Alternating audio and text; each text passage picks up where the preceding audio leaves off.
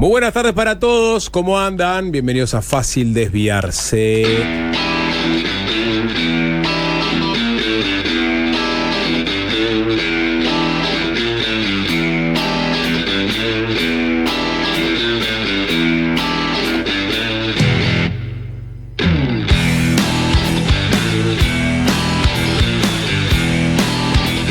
¿Cómo anda, Nicolás? ¿Qué dice Sapo? ¿Todo bien? Muy bien, por suerte. ¿Qué tal, Jorge Valmeri? ¿Qué dice Sapo? ¿Todo bien? Hola, ¿qué tal?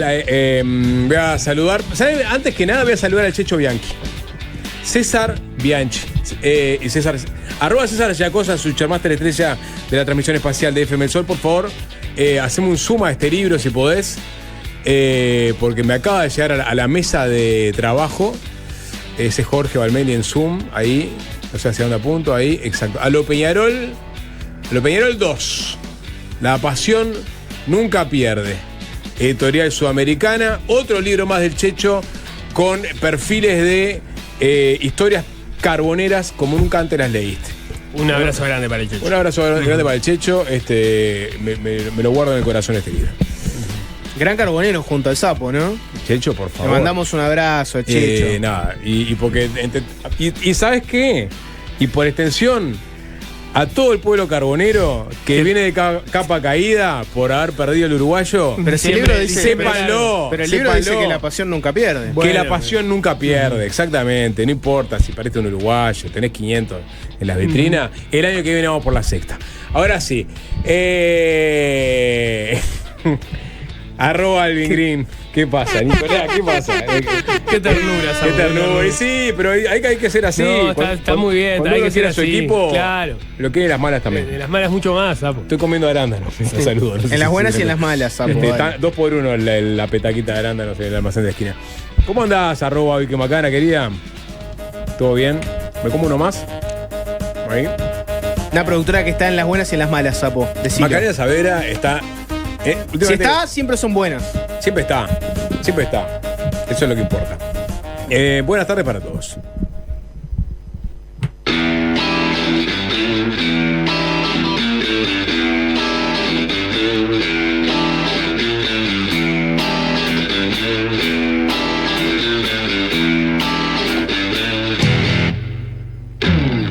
Digo esto porque hoy también viene otro carbonero de ley que es Leo Abercon a hablar sobre su último libro, que es un compilado de artículos éditos e inéditos que de alguna forma están aglomerados en lo que se conoce como la historia reciente. Tremendas historias. Ahí Buenas está. historias. Muy buenas historias. Vamos a ver por dónde la podemos llevar la nota, porque ahí da para hacer zoom en muchas de ellas y hacer una nota entera a partir de uno de los artículos. Sí, no sé si eso le hará gracia a Leo que le spoileemos todas las historias, pero como son casi 29 relatos, incluso podemos picar en varias de ellas y quedarían muchas historias por recorrer todavía. Exactamente. Qué linda temporada de frutas diciembre, ¿no? Por ejemplo, Digo, porque es la época Por ejemplo, en que florece el los arándano, arándanos. el durazno. O sea, tenés durazno, tenés la frutilla ya apareció. La frutilla venía apareciendo, el melón propiamente dicho, el melón escrito, ¿viste? Pero no el de cámara, ese horrible que no tiene gusto, sino Sandía, se viene. la sandía. Y bueno, y aparte está cerrando el Parlamento, ¿no? Hablando de fruta. Y aparte, ¿no? Porque vamos a frutear un poquito con el tema de... ¿Sí? Sí, yo creo que sí. ¿Por qué? Porque yo creo que es tal el ruido que está generando en torno a el caso Andrés Ojeda que... ¿Tenés esa impresión? Yo tengo una impresión de que digo, siempre que hay una controversia constitucional, lo que prevalece es el ruido. Yo tengo mi experiencia intuitiva me demuestra que hemos tenido muchos casos en donde la constitucionalidad de algo está totalmente atravesada por el parecer político. Está bien, pero yo tengo la impresión de que en realidad el sistema político lo está amasando de a poco este tema. No, bueno, está manejando con sus tiempos políticos. O sea, yo espero que vos te pronuncies. Cuando vos te pronunciás, yo salgo a pronunciarme. Vamos por partes. El secretario ejecutivo del Frente Amplio ayer, después de analizar 2 informes jurídicos que había requerido, los requirió el propio presidente Fernando Pereira por la situación de Andrés Ojeda, por esta eventual violación a la Constitución. A partir de estos dos informes, ayer comentamos el de José Corseñac, histórico senador del Frente Amplio, constitucionalista también, siempre consultado para dirimir este tipo de controversias, y también Luis Fleitas, otro constitucionalista más joven, que ya había sido consultado periodísticamente con anterioridad. Bueno, determinaron que Ojeda violó la Constitución, ¿no?, al patrocinar a un tercero ante Fiscalía. Entonces, ¿qué dice el Frente Amplio? Que se pronuncie la oposición, que se pronuncie Ojeda, que se pronuncie el Partido Colorado. Y es lo que vimos en el correr de esta mañana de mediodía, ¿no? No sé si quieren ir a un poquito hacia atrás para hablar sobre el informe de Corseñac y de Fleitas, o ya quieren meterse de lleno con lo que dijeron desde la oposición. Mientras yo sigo comiendo. Tomá la decisión por nosotros, Sapo.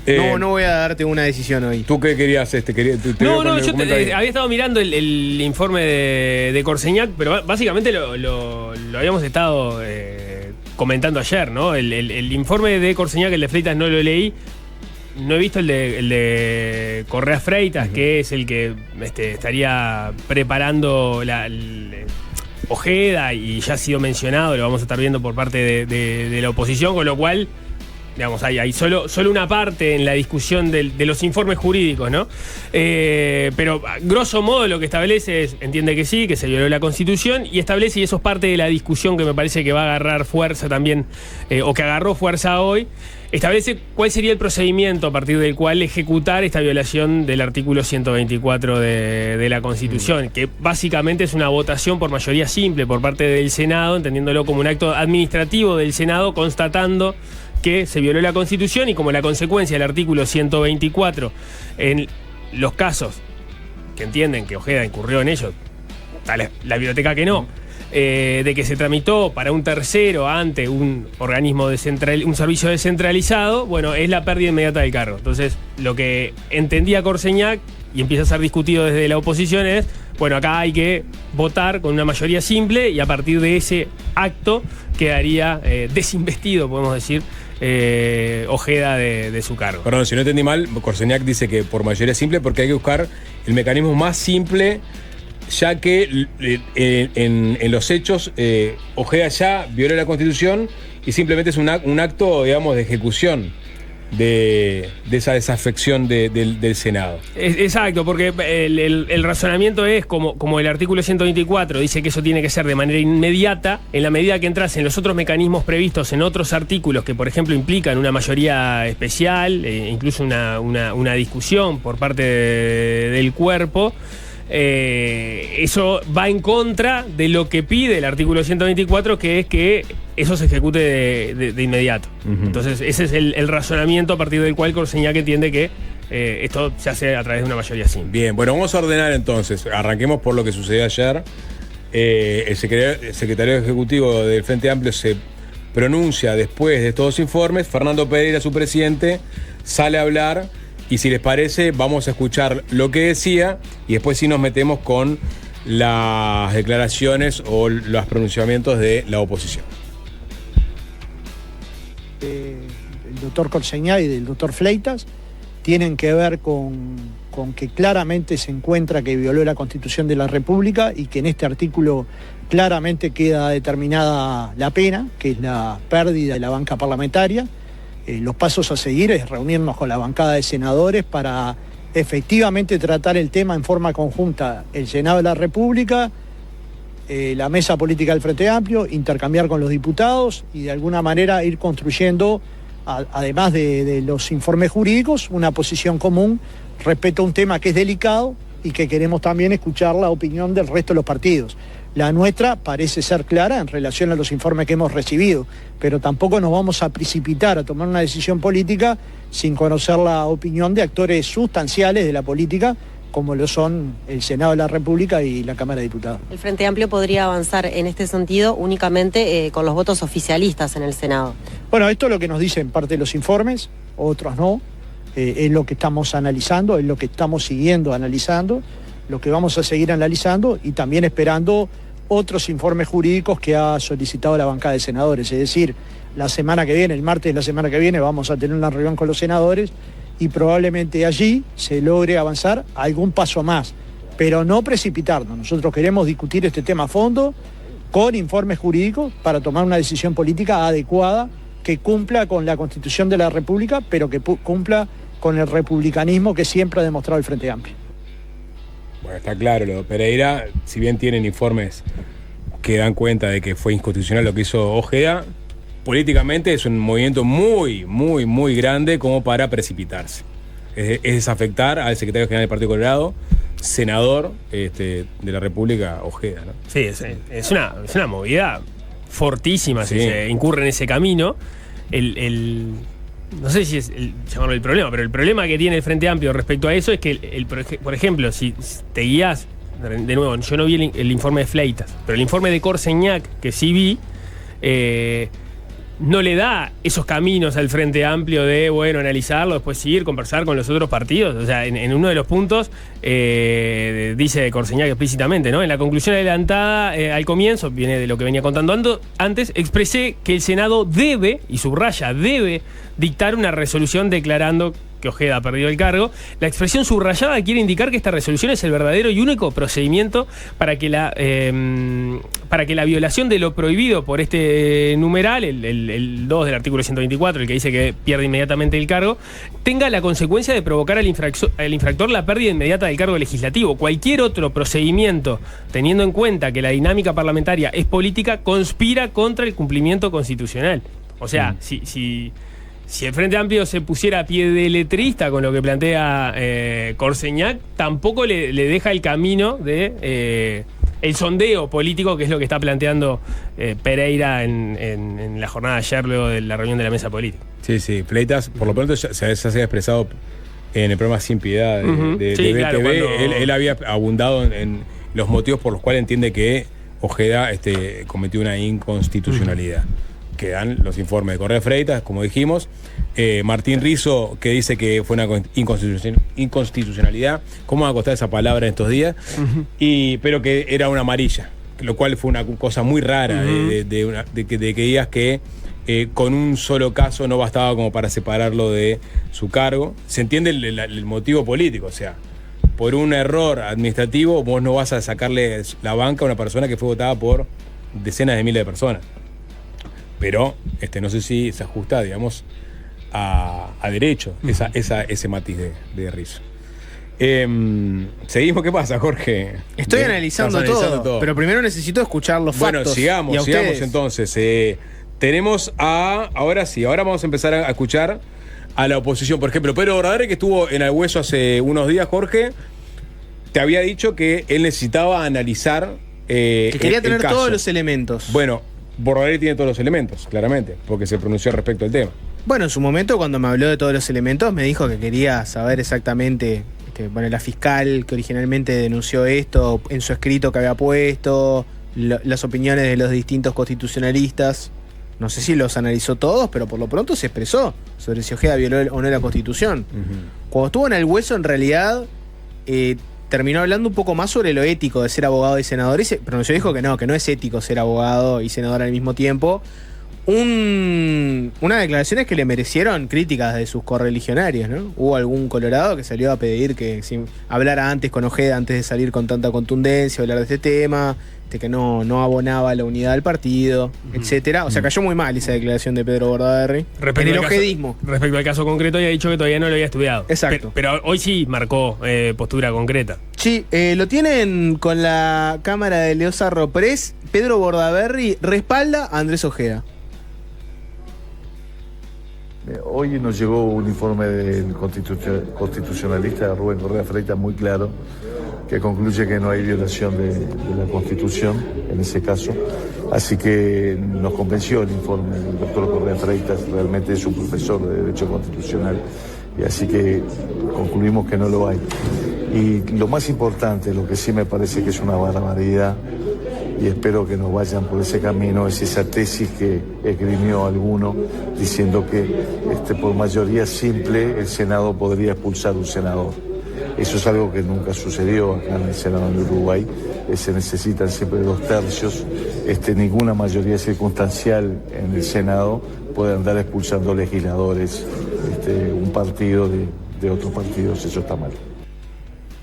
Claro. Ese me parece que va a ser el punto de mayor discusión porque termina estableciendo el procedimiento a partir del cual se daría o no esa expulsión y cambia mucho si tenés que hacerlo a través de 2/3 a si vos le das la potestad de hacerlo a través de una mayoría simple que cualquier oficialismo tendría, ¿no? Como antecedente, más allá de que son circunstancias bastante específicas las que establece el artículo 124, no es que sean casos que se estén presentando todo el tiempo, pero daría una forma de terminar sacando a un adversario político que en general no es tan sencillo. No, está bien, pero la interpretación de si es un mero acto formal del Senado porque ya violó la Constitución, entonces, bueno, simplemente hay que ejecutar esa sanción, que es sacarlo del Senado, es lo que plantea Corseñac. Claro, sí. Dicha declaración sería un acto jurídico no constitutivo, sino de mera ejecución, no de naturaleza legislativa, tampoco de índole jurisdiccional, sino en la clasificación tradicional, un acto administrativo del Senado. Claro, digamos, eso es lo que plantea desde el punto de vista formal Corseñac. Es la interpretación que hace la Constitución, o sea, el constitucionalista o el constituyente lo que planteó es, vos si haces alguna de estas cosas, violás la Constitución y la sanción es esta. ¿Cómo se ejecuta esa sanción? Correa Freitas entienda que de la forma más simple, en este caso, como Correa Freitas no, Corseñac. Para Corseñac, la forma más simple que es con la herramienta de la mayoría simple. Sí. Punto. Lo que pasa es que la inobservancia importará la pérdida inmediata del cargo legislativo. El problema acá es que es un artículo de la Constitución que dice, si pasa esto, importa la pérdida inmediata. O sea, acá no habla de, bueno, votémoslo, veamos a ver qué opina Pedro Bordaberry, a ver qué le parece a Rodrigo Blas, a ver qué le parecerá a Óscar Andrade. Acá dice, pasa esto, perdés la calidad de legislador. No dice, a ver qué opina Blas, Da Silva, no es Andrade. No es saber qué opina. Es así. No, digamos, en todo caso son cuáles, claro, que no. El tema, en el caso de Bordaberry, por ejemplo, no estaba diciendo lo que a él le parece. De hecho dice, no importa lo que a mí me parezca, hay un informe de Correa Freitas, constitucionalista, grado 5, que entiende lo siguiente. Entonces él lo hace cediéndole la razón a Correa Freitas, que siempre vos podés decir, bueno, pero también, ¿por qué no hacerlo con Corseñac? Bueno, a ver, Correa Freitas fue senador del Partido Colorado, Correa Freitas, Corseñac fue senador del Frente Amplio. Y son los dos constitucionalistas. Pero yo lo que te quiero decir es que imagínate que acá hubiera un estatuto que dijera, en caso de que en fácil desviarse alguien al aire pronuncie el número 723, inmediatamente queda fuera del programa, ¿no? Y yo vengo y digo el número 723.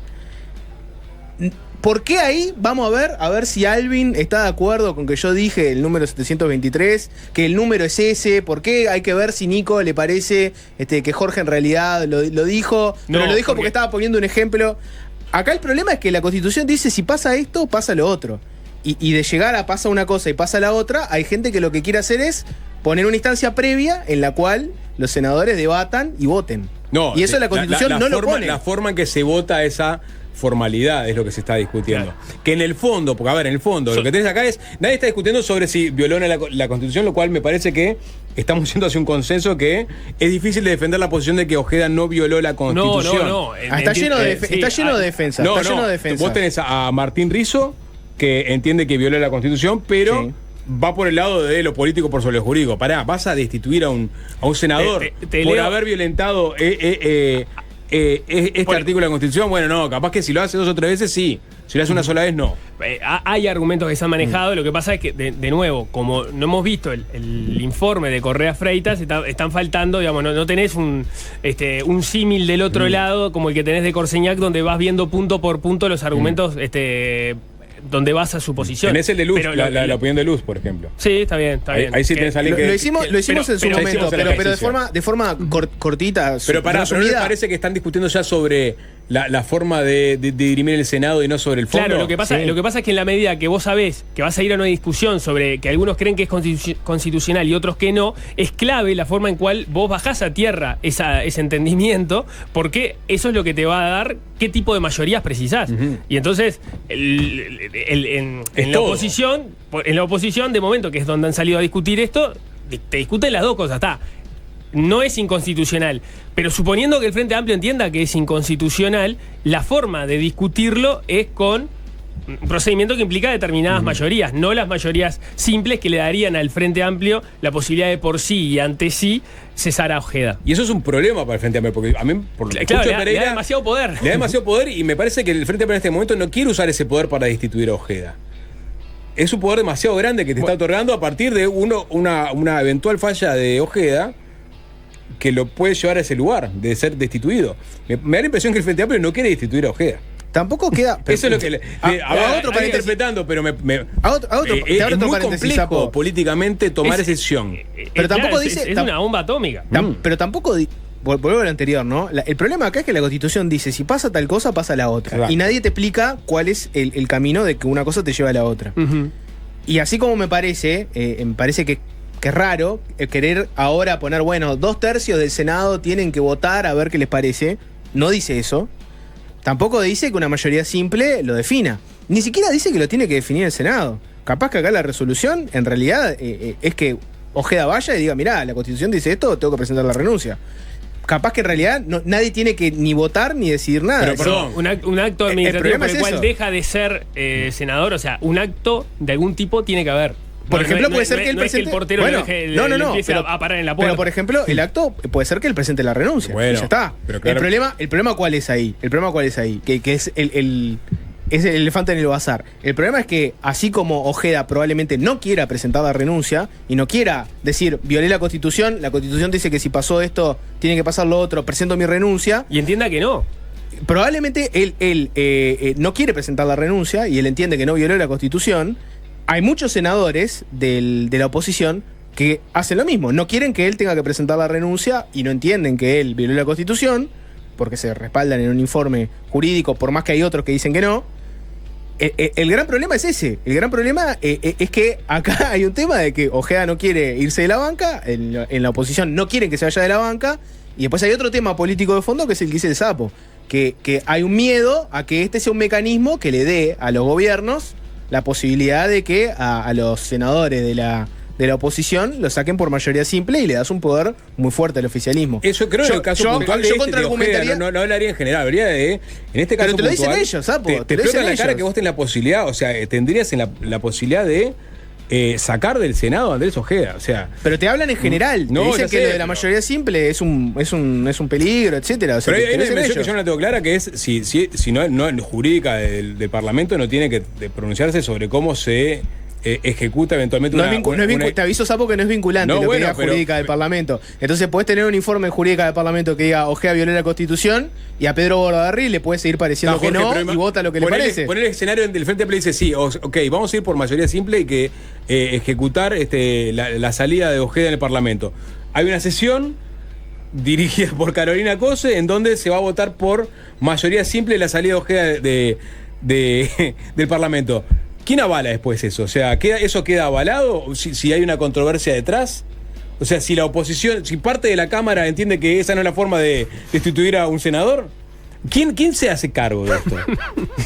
¿Me explico? Nadie se hace cargo de esto. No hay nadie que diga. ¿No hay nadie que tenga la última palabra en este asunto? ¿El presidente de la Cámara de Senadores? En este caso, la vicepresidenta de la República. Bueno, pero ya ¿Quién? O sea, perdón. porque si no, va a ser una. Imagínate ese extremo. El Frente Amplio define que por mayoría simple hay que sacar a Ojeda del Senado. Pero ya tuviste a alguien que te dice Y que se quiere nosotros- hacer cargo. Tenés a la oposición que te dice que nosotros no queremos hacer cargo. O sea, esto se define con una mayoría especial en el Senado. Pero el Frente dice, no, es mayoría simple. Y el otro dice, no, mayoría especial. Entonces Ojeda, ¿se va pero no se va?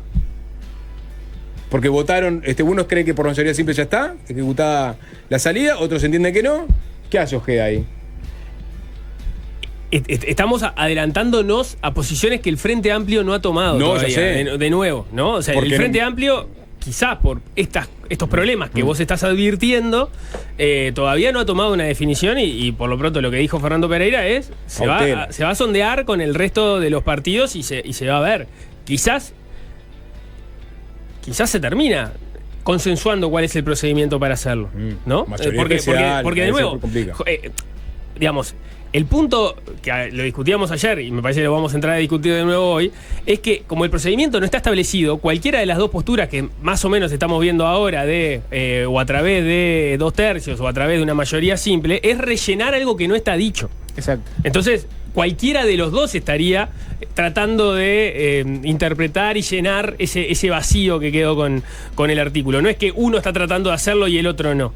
Entonces, ahí hay que llegar a un consenso.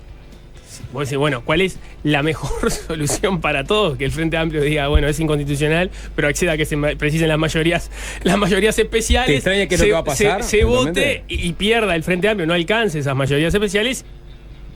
Y todos contentos, y queda todos así. tranquilos. Sí, de todas formas es incómodo para el Frente Amplio bregar por la expulsión de un senador, ¿no? Por esto de que se encuentran con que el artículo establece una condena que es superlativa para lo que estamos acostumbrados a discutir, por ejemplo, en esto, cuando discutíamos el artículo 200 de la Constitución, que era, bueno, eventualmente renunciar, pero estábamos hablando de gente que no era elegida por la ciudadanía, que le agrega un condimento especial. Pero, de nuevo, hay que ver cuál es la actitud que termina llevando adelante el Frente Amplio. Pasa que lo que es superlativo es una opinión subjetiva, ¿no? Sí, o sea, claro. La Constitución dice que ese comportamiento es lo suficientemente grave como para que deje de ser legislador. Entonces, o sea, que a cada uno le parezca que no. También hay un problema acá, es que cada vez vamos a una política que acepta menos límites, ¿no? O sea, cada vez todo es más discutible, todo es votable por uno mismo. O sea, cada vez quieren ellos mismos definir si el comportamiento que tomaron es correcto o es incorrecto. Entonces, o sea, acá el problema es que la Constitución dice, si pasa esto, pasa lo otro. ¿Te gustará? Bueno, lo lamento, pero no, perdón, después Jorge, tiene que salir a poner la cara, al 90% de la gente que en algún momento viola una norma y dice, bueno, pero pará, el castigo claramente es desproporcionado a la norma que cometí. Y todos te dicen, no, bueno, lo lamento, pero la ley es la ley. Bueno, entonces, la ley es la ley para algunos, pero para otros la ley en realidad y es opinable, discutible, interpretable. Vamos a ver, lo vamos a votar entre nosotros. Yo también quiero votar, el día de mañana violo una norma, yo también lo quiero votar con ustedes acá en la mesa. Capaz no tanto, porque Nico es muy riguroso y el Sapo también es muy cede mucho las presiones de Nico. Entonces, si yo violo una norma, es probable que ustedes dos me manden para adentro, pero me encantaría que debatirlo entre mis amigos, a ver qué piensa cada uno, pero o sea, es un problema eso por la señal pública que manda. Pero eso, Jorge, cada vez lo que ves es que a la política le cuesta más tener algún tipo de control. Yo no creo que cada vez vemos más. Yo creo que históricamente ha sido así. Y cada vez que se presentan este tipo de casos, porque tenés... El caso de Danza fue un caso ejemplo de eso. Atrás, fue ejemplo de eso. Tenés tantísimos casos de inconstitucionalidad lleno, en donde aparecen dos miradas encontradas y termina primando por lo político por sobre lo jurídico, porque se entiende que el legislador, el constituyente en su momento, no la vio venir, o sea, o no calibró el efecto que puede ya tener la sanción estipulada. No, calibró todo. No lo sabés eso. O sea, el constituyente Jorge, dijo, si pasa esto, no calibró porque entendía que en esa época eran todos los parlamentarios eran abogados y que los parlamentarios tenían que poder ejercer libremente su profesión de abogados sin ningún tipo de sanción. No calibraron que eventualmente iba a haber una fiscalía que sea un servicio descentralizada. Es eso, o sea, claramente el espíritu del constituyente era los abogados pueden seguir ejerciendo amén de que sean legisladores. Y lo que está pasando con Ojeda es que por un cambio, bueno, ya estaba en la administración central, a ver. Maca investiga, la periodista especializada en judiciales que hizo la nota que comentamos el otro día, la nota de búsqueda, un poco con las distintas versiones. Vos, Maca, hablaste, por ejemplo, con Rizzo, que un poco la discusión es ese argumento que se dice de la intención original del constituyente, porque en realidad no es tan así el hecho de que, bueno, antes se podía hacer cualquier cosa. No, perdón, sí quería que fueran tus abogados, pero no que se metieran con fiscalía, capaz. No, porque el tema fue, el que planteó el argumento fue Luz, que lo que dijo es, cuando la fiscalía no era un servicio descentralizado, era un servicio descentralizado del Poder Judicial. Y eso es un error, porque nunca estuvo en el Poder. El Poder Judicial es el único exceptuado que no entra en este artículo. Los constitucionalistas que le pregunté entendían que en ese momento los legisladores querían seguir ejerciendo su profesión y por eso no estuvo incluido, porque en realidad no tiene mucho sentido la diferencia. Pero más allá de esa discusión, Luz lo que planteaba es, antes de ser servicio descentralizado del MEC como es ahora, estaba en el Poder Judicial. Y eso es un error porque la Fiscalía, antes de estar como servicio descentralizado, era un servicio desconcentrado del MEC. O sea que también era administración central y o sea que estaba entre las posibilidades. Entre las previsiones. Entre las previsiones. Sí. Entonces nunca hubiera podido suceder Está eso. bien, pero antes la modos, Fiscalía no tiene las mismas potestades que ahora tampoco. ¿No? Claro, el tema fue ese. Exactamente. Hay una ventana de tiempo de 2 años entre 2015, que se transforma en servicio descentralizado del MEC, y el 2017, que empieza el nuevo Código del Proceso Penal, que puede haber habido un caso, ¿no?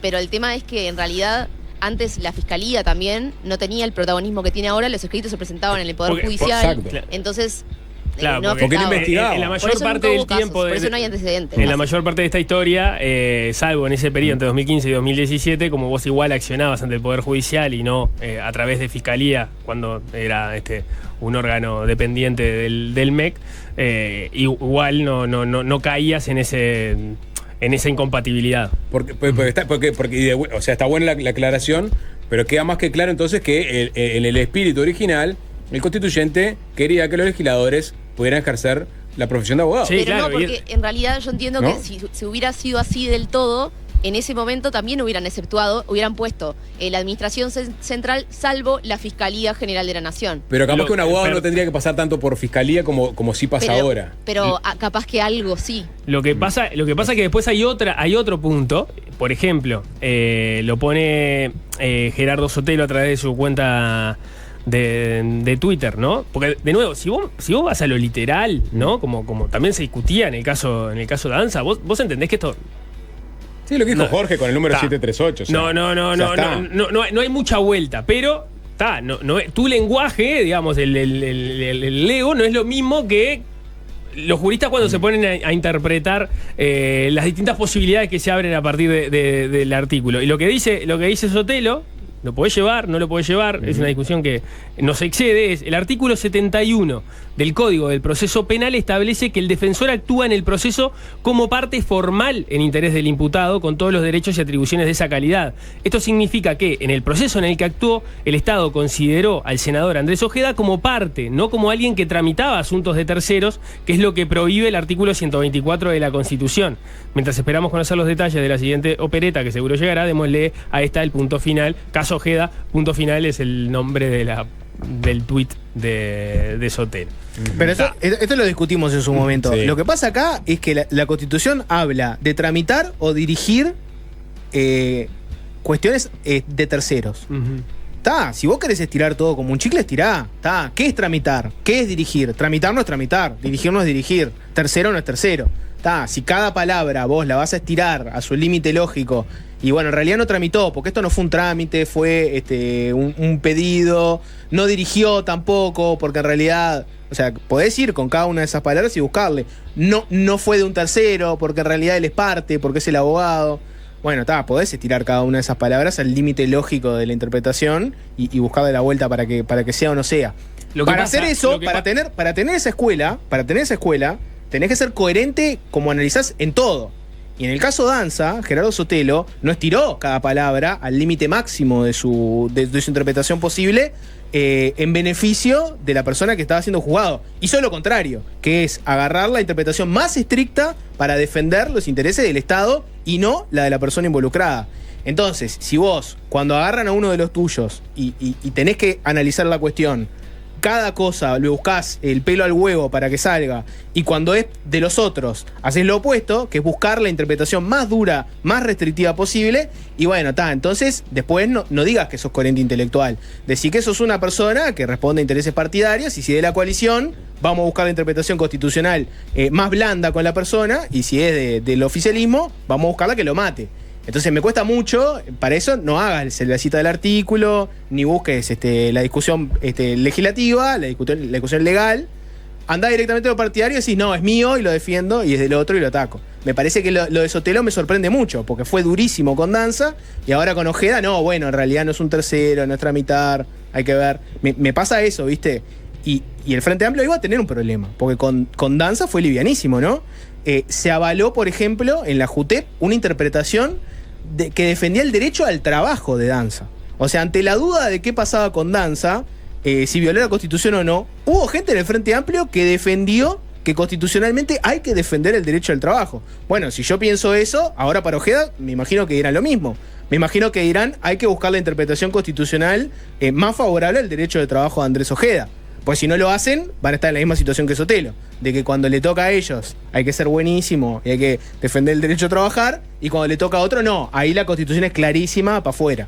Es un problema ese, ¿no? Está bien, pero... Me gustaría aportar Sí. algo. Que en eso, en la línea de lo que decía Jorge, de que bueno, capaz que se agarran como de cuando les conviene la interpretación que conviene de la Constitución. El propio Ojeda, en el caso de Danza, usaba el informe de Correa Freitas y salía a los medios a hablar de lo que Correa Freitas decía, que era que había que hacer una lectura literal de la Constitución y que no había que hacer interpretaciones. Eso textual, entre comillas, era lo que decía Ojeda. Y bueno, en este caso, claramente no se está haciendo eso. Bueno, Ojeda tiene un problema porque él tiene un archivo con respecto al caso Danza de ser muy firme con la interpretación constitucional. Si ahora viene a pedir clemencia y decir, no, en realidad el constitucionalista lo que quiso decir, no, bueno, pará, hace 2 días me estabas diciendo, no importa lo que quiso decir, lo que le pareció, vamos a leer la letra textual. Leyendo la letra textual está complicada para Ojeda. Hay una cosa acá, está bien, pero estamos enmarcando todo en la discusión política. O sea, ¿por qué? Porque no tenemos nadie por fuera de la política que ponga en blanco sobre negro lo que tiene que suceder acá. No hay un poder judicial que pueda intervenir sobre el caso Ojeda en este caso. Estaba la propuesta, ¿no? La propuesta de que lo agarrara la Suprema Corte. Pero a lo que quiero ir es lo siguiente, o sea, vos no tenés en este momento, a menos que aparezca alguien que mágicamente dice, no, el Parlamento en realidad tiene la potestad de, en casos así, dirimir hacia un lado o hacia el otro de cómo se definiría la inconstitucionalidad, y no voy a poder decir más la palabra. Violación de la Constitución. Violación de la Constitución, y en caso de que viole la Constitución, cómo se ejecuta esa violación. Por ahora no está apareciendo eso. Entonces tenés a dos partes en pugna, que son dos partes políticas, que están discutiendo un tema que yo entiendo que está bien que se discuta políticamente, o sea, que se dirima políticamente. Yo entiendo lo que vos decís, Jorge, bueno, entonces el ciudadano que va a decir si estos cada vez que los complican algo la Constitución o la ley, la dibujan como para no ser sancionados. Pero realmente, a veces la política es importante, y es importante que el Frente Amplio en todo caso reaccione con cautela cuando tiene la posibilidad de ejecutar políticamente a Ojeda.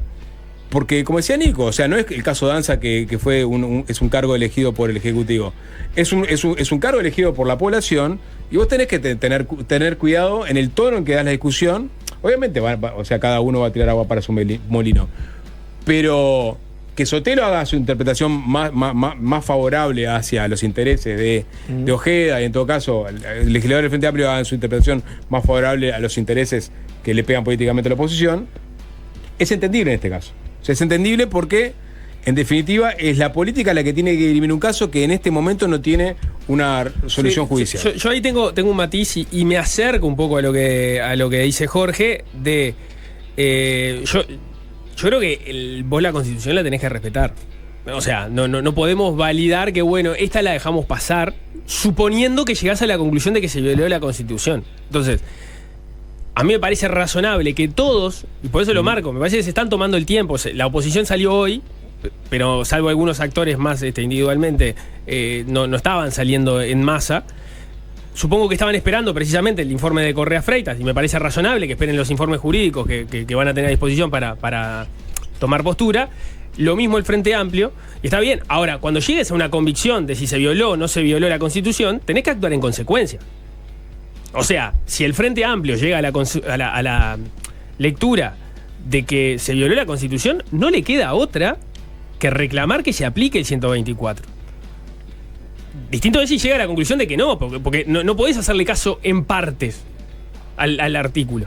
Pero si tu especialista en Constitución, sí, de referencia, José Corseñac, es pero contundente con respecto a que violó la Constitución, vos no tenés mucho margen, porque no hay nadie por encima de Corseñac para definir esto. Pero podés escuchar, no es el único constitucionalista. Y tenés al otro que consultaste a dos, y los dos te dijeron que no. O sea, vos ya estás encorsetado en el caso de máximas que ustedes proponen.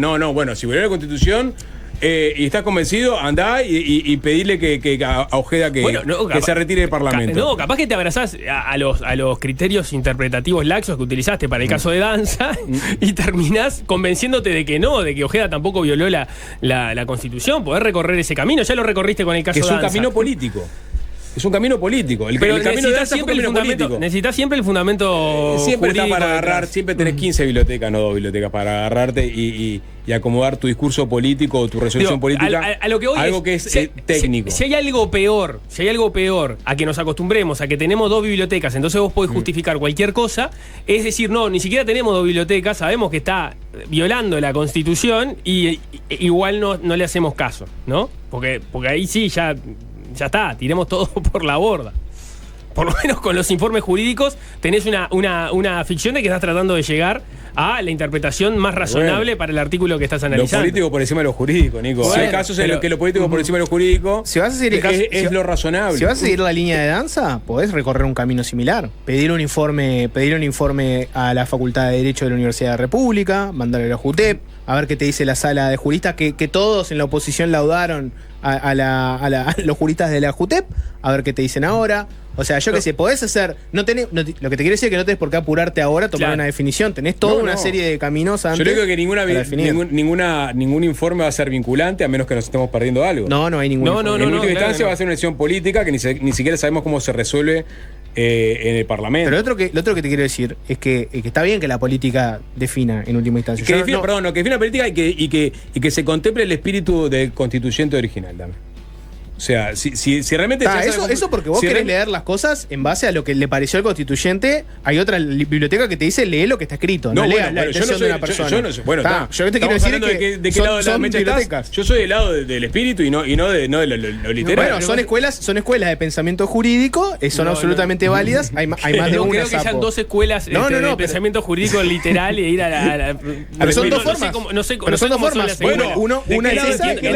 Entiendo que vas hacia el espíritu cuando la norma tiene cierta opacidad y entonces tenés que empezar a ver, cómo se ha interpretado esto antes, y ahí vas a la jurisprudencia, eventualmente vas al espíritu del legislador en su momento, que se dijo en las discusiones de la época. A veces no encontrás, va a haber un senador en el futuro que, siendo abogado y una vez que se pase la fiscalía a convertirse en un servicio descentralizado, y a la vez hay un cambio en el código del proceso penal, y entonces presente un escrito de reexamen. No, eso seguramente no se dio que ese artículo había quedado caduco. O sea, y en todo caso estoy haciendo una defensa. Igual arranqué sapo diciéndote que me parecía bien que se discuta políticamente. Lo que te quiero decir es que, primero, ya hay un cansancio de que no tenga un límite la política, ¿no? O sea, tenés gente que como fuera diciéndole... Es un discurso de alguien que es el discurso correcto, Sapo. Es el discurso correcto, Sapo. Es el discurso correcto porque cada vez aceptan menos un límite. Tienen fueros y dicen cualquier disparate a cualquier persona con impunidad. La gente se cansa. ¿Vos te pensás que en la década del 50 no decían barbaridades mucho mayores? Esto no es una boludez. De sesión de la década del 50. Sanguinetti se agarró las piñas 20 veces. 20 veces se agarró las piñas 20 veces. Y 3 veces con erro. Sapo, no es una pavada. No es una pavada esto. O sea, es una fiscal que hace una denuncia porque va un senador a presentarle un escrito. ¿Vos querés vivir en un mundo donde los fiscales tengan que enfrentarse a un senador, que es el que le define las venias, le define el presupuesto? ¿Querés enfrentarte a ese mundo? Pues no es una bobada. No es una estupidez. Eso como lo planteás. No es una bobada. Eso como lo planteás, que suena muy razonable. No es una bobada. Eso como lo planteás, que suena muy razonable, en realidad es una de más respecto a lo que establecen las normas. Porque con el mismo criterio, los senadores votan, por ejemplo, a los ministros de la Suprema Corte de Justicia. Sí. Y está entonces el mismo grado de injerencia respecto a otros espacios del Poder Judicial, y esa incompatibilidad no está establecida. Yo lo que digo es que acá hay un límite. Tenés que ver bien qué es lo que está prohibido. Sí. Yo lo que te digo es que acá hay un límite, hay una fiscal que ante la presencia de un senador dijo, acá esto me preocupa, me parece que viola la Constitución. No me parece inocuo pasar a un mundo donde los senadores van a estar presentando cosas ante fiscalía tranquilamente. Y vos, el día de mañana, yo voy a un juicio contra Nico y Nico cae con un senador y yo quedé con un abogado de oficio, no me parece inocuo vivir en esa realidad. No, lo que vos tenés que cambiar lo que yo te quiero decir, Jorge, porque tampoco me parece inocuo, tampoco me parece inocuo. Ojo que hay muy buenos abogados en la Defensoría de Oficio. Está perfecto, obvio, pero ¿qué es lo que va a pensar cualquier persona? Que esto me lo dijo Bordaberry hace 2 días. ¿Qué es lo que va a pensar cualquier persona promedio que lleva a su abogado y enfrente tiene una persona con un senador? Pero estás mezclando las discusiones éticas con las discusiones normativas. Porque está mezclado. Yo lo que te quiero decir es que la idea de que esto es una bobada y a Ojeda lo están matando, eso es una opinión. O sea, hay gente que puede tener la opinión de que esto no es una bobada y que es un tema importante. No sé, me parece. Lo que te quiero decir es que tampoco hay que decir esto es una cosa menor que lo defina la política y cómo le vamos a dejar a un senador sin el cargo por esto. Es una opinión tan válida como otra. Porque senadores accionando ante la justicia tenés miles de casos. Si esa es tu preocupación. ¿Están mal o están bien? No, éticamente hay gente que piensa que está mal y hay gente que piensa que está bien. Yo qué sé. Están mal. No podés ser secretario de presidencia y caer a un juicio. No podés ser ministro y caer a un juicio. Y no puede ser senador y caer en un juicio. Está mal, es evidente que está mal a nivel ético. Después está la discusión si está mal a nivel legal. A nadie se le ocurrió durante 50 años modificarlo. Se le ocurre a todo el mundo. Gonzalo Fernández, todo el mundo lo criticaba. Decía, ¿cómo puede ser que haga esto? Había una impunidad de que lo podía hacer y lo hacía. Puso arriba de la mesa porque lo de Gonzalo Fernández fue hace cuánto. Todo el tiempo se ponía arriba de la mesa. Es difícil, si saltás de lo ético a lo legal, es muy difícil encontrar el punto sobre el cual discutir. El punto sobre el cual discutir, que es lo que te decía originalmente Sapo, es que no me parece mal que la política lo defina. Ahora, no caigamos en la de decir esto es una bobada, no pasó nada acá, siga.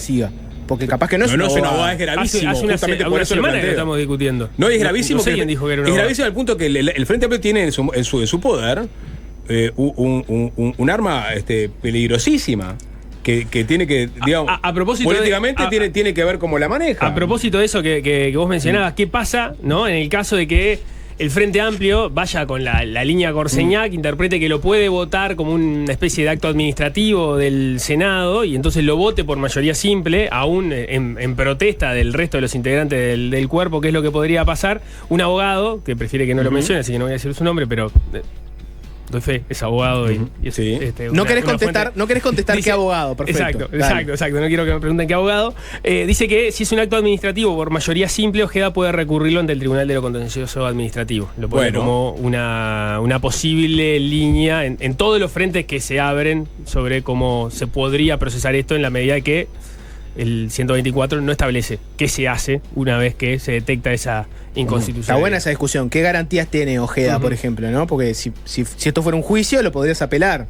Si alguien toma esta decisión, ¿puede apelarlo? ¿Qué garantías tiene Ojeda? Está buena esa discusión. No es menor. Es interesante. Claro, si acata la resolución cuando en realidad no hay algo que establezca la forma en que se echa a alguien del Parlamento con un caso como esto. Es lo que digo, o sea, por mayoría simple, el Frente Amplio dice, no, Ojeda acaba de quedar desafectado del Parlamento. Y Ojeda dice, minga, es por mayoría especial, yo no me voy nada, sáquenme de acá si pueden. O sea, tenés ese problema. Sí, pero ahí el TCA puede demorar 2 años en analizar. No, olvídate el TCA. Entre medio y la campaña y Ojeda perdió la banca. Olvídate el TCA. Ojeda simplemente dice que lo que acaba de hacer el Frente Amplio no es de recibo, o sea, porque no interpreta que sea por mayoría simple. Estoy adelantando capaz que la jugada. No, pero Sapo siempre 2 jugadas adelante. Tenés muchos frentes abiertos. Probablemente la política lo termine resolviendo antes. Exactamente, y seguramente sea por mayoría especial. No sé. Aceptá que violaste la Constitución, yo acepto que por mayoría especial. No puede aceptarlo. No puede aceptarlo. Y no, porque si aceptan que se violó la Constitución, tenés que ir. Todos deberían votar lo mismo, tendrías las mayorías especiales. El final porque no hay duda en el. Salvo, es verdad, está la lectura de Rizzo, querría ver un informe en el cual él fundamente esa postura. Sí, algo más pero se entiende, o por lo menos al leerlo, es que vos, si violaste, tenés la consecuencia inmediata. Después está la discusión sobre si inmediata es votación especial 2/3 o un procedimiento de mayoría simple sin que pase por ninguna comisión y se discuta como un acto administrativo. El final donde uno es duro con la persona es el peor final para Ojeda, ¿no? Que es que por un acto administrativo termina perdiendo la banca. Ese es el peor final para Ojeda. El mejor final para Ojeda y el más indulgente del sistema político consigo mismo es decir, bueno, esto se define en el Senado con una mayoría especial los de Frente Amplio van a decir, Ojeda violó la Constitución, hagamos una jornada donde todos vamos a hacer discursos muy, muy fuertes, contamos lo que dicen los constitucionalistas que respaldan esta postura, etcétera. Después toda la oposición en bloque lo va a defender. Capaz que alguno no lo defiende, ponele, puede ocurrir, pero en su mayoría lo van a defender. Y al final cada uno queda contento porque los que decían que no hizo nada van a respaldarlo con algún informe legal, los que decían que hizo algo y no va a pasar absolutamente nada. Ese es el mejor final para Ojeda, ¿no? Lo que va a pasar igual en cualquiera de esos dos escenarios es que quedó absolutamente desprestigiado Ojeda, ¿no? O sea, salió originalmente con Danza muy firme con el tema constitucional y ahora quedó enredado en un tema muy complejo de entender. Entonces buena parte de la ciudadanía va a ver esto y va a decir, bueno, al final estaba en un problema constitucional igual que el otro. No sé cómo haces desde el relato público para, bueno, acomodar un poco esto y dar a entender que en realidad no hiciste nada y sos víctima de una operación frente amplista, ponele. Supongo que ese sería el discurso, ¿no? Parecido al que hice Sotelo, una opereta. Salís a decirle a tus votantes, no, esto es una opereta, estuvo todo bárbaro. Sí. Yo también, ahí hay que ver también qué hace para adelante, porque Danza, una cosa que hizo fue bochorno todo lo que ocurrió con la JUTEP, pero Danza renunció a sus empleos múltiples. ¿Qué va a decir Ojeda? Ojeda capaz que termina diciendo, bueno, no violé la Constitución, pero no lo voy a hacer por las dudas. De ahora en adelante no lo voy a hacer más por la duda. Y bueno, es lo mismo que hizo Danza. Capaz que resuelve así. Capaz que resuelve similar a la persona que estaba criticando hace unos días. De todas formas, de manera tentativa, discuto la trama de la operación, porque, primero, es una fiscal la que llama la atención sobre el punto. Después, por ejemplo, Graciela Bianchi, cuando se lo preguntamos en Desayunos Informales, puso bajo sospecha la ecuanimidad de Silvia Lovesio como fiscal, pero salvo eso, en realidad es una fiscal la que llama sobre el punto. Después podés decir, bueno, Preve hizo el informe, está bien, pero no lo inventó. El señalamiento vino primero que nada de parte de la fiscal Lovesio. Y después, quienes han mantenido el tema en la discusión pública, hemos sido los distintos programas periodísticos que abordamos el tema, aun cuando el Frente Amplio todavía no ha encontrado, no ha llegado a una posición. Nico, no te olvides que hubo un convencional del Partido Colorado que envió este caso al Parlamento. Pero es un convencional del Partido Colorado. Parece que lo mandó, fue amigo. No, lo acciona, pero después lo que digo es que no tenés en masa al Frente Amplio saliendo a poner. Porque con el caso Danza fue distinto. El caso Danza, quienes lo mantuvieron en la palestra. Hubo dos muy buenos informes de Patricia Madrid que dieron información clave, por supuesto, pero quienes lo mantuvieron arriba de la mesa fue la oposición. En este caso, el Frente Amplio todavía recién está entrando en la discusión. Por mí, porque es un caso radicalmente diferente, porque viene siendo un botín político hace mucho tiempo. Danza es una víctima circunstancial. Danza no es el secretario general del Partido Colorado. Claro, sí. No es un ex candidato a la presidencia de la República. Y no te pone en peligro a vos. Tirar a un presidente de ACE cuando sos senador, exacto, no te pone en ningún peligro. Que te tiren a un senador, ahí te empezás a preguntar. Y si el día de mañana me pasa algo, si el día de mañana no puedo ser abogado al mismo tiempo y tramitar cosas, si el día de mañana no puedo ir ante una fiscal y decir, mirá que soy un senador, ojo con esto. Bueno, ahí te preocupás un poquitito, ¿no? Que ese es lo que yo critico. Que para algunas cosas hay que ser durísimo, para otras hay que ser blandísimo. Bueno. Por ejemplo, a la hora de mandar una tanda hay que ser durísimo porque son 17:09 y tenés mensajes en el chat de YouTube, como por ejemplo este que dice, ya está por hoy, tema número 2. No. Ya está por hoy, tema número 2. Imagínense tanto que yo creo que vamos a tener que entrar ya con la entrevista. Lo bueno es que la pregunta queda planteada, lo político por encima de lo jurídico, 097-441-443. Ya la respondiste. O lo jurídico por encima de lo político. ¿Qué piensa la gente? Me interesa. Y lo otro, yo en algunos casos, Jorge, vos lo sabés muy bien. Nos quedó a Sebastián da Silva, no importa, ¿no? Ya está. Digo, lo pasamos. Digo, porque estaba ahí, digo, un poco más de lo mismo. O sea, ¿querés escucharlo? No sé, quedó ahí. No, estamos re pasados de tiempo. Música Zapodales. Música maestro. Y sin una larga introducción bizantina. Vos sabés que vos no. Palo y a la bolsa, Zapodales. No, pará. Porque viste que me hablan de la parca ustedes, ¿no? A ver. Estábamos tratando Estaba tratando de sacarme ese estigma y sin embargo, ayer les hablé sobre Wim Wenders, ¿no? Y la película esta, la última que sacó, de la música, la versión de La Casa del Sol Naciente. No pases otra versión más de La Casa del Sol Naciente. Pero en realidad no iba a pasar esa canción, iba a pasar otra canción que está en la banda sonora de otra película de Wim Wenders que se llama The End of Violence. Es una gran banda sonora, gran película. Y iba a pasar ayer. Y me colgué con la versión japonesa de House of the Rising Sun y no la pasé. Este aquí que el intérprete, autor de esta canción, falleció hoy. Bueno, ¿en serio? O sea, leo hoy el Rolling Stone, Raúl Malo muerto a los 60 años. Digo, Vos Sapo, también, Sapo. O sea, ya sabés que un gran poder lleva una gran responsabilidad. Tenés que tener cuidado con estas cosas. quedé en shock. Vos sabés que quedé en shock totalmente. Pero vamos a homenajearlo. Ahora sí, in memoria. Y bueno, hiciste la previa. Ahora se va a hacer una celebración de una persona activa, vital, ¿no? Que seguía haciendo discos. Bueno, ahora vamos a celebrar su vida desde la muerte. Esto es de la banda sonora de The End of Violence.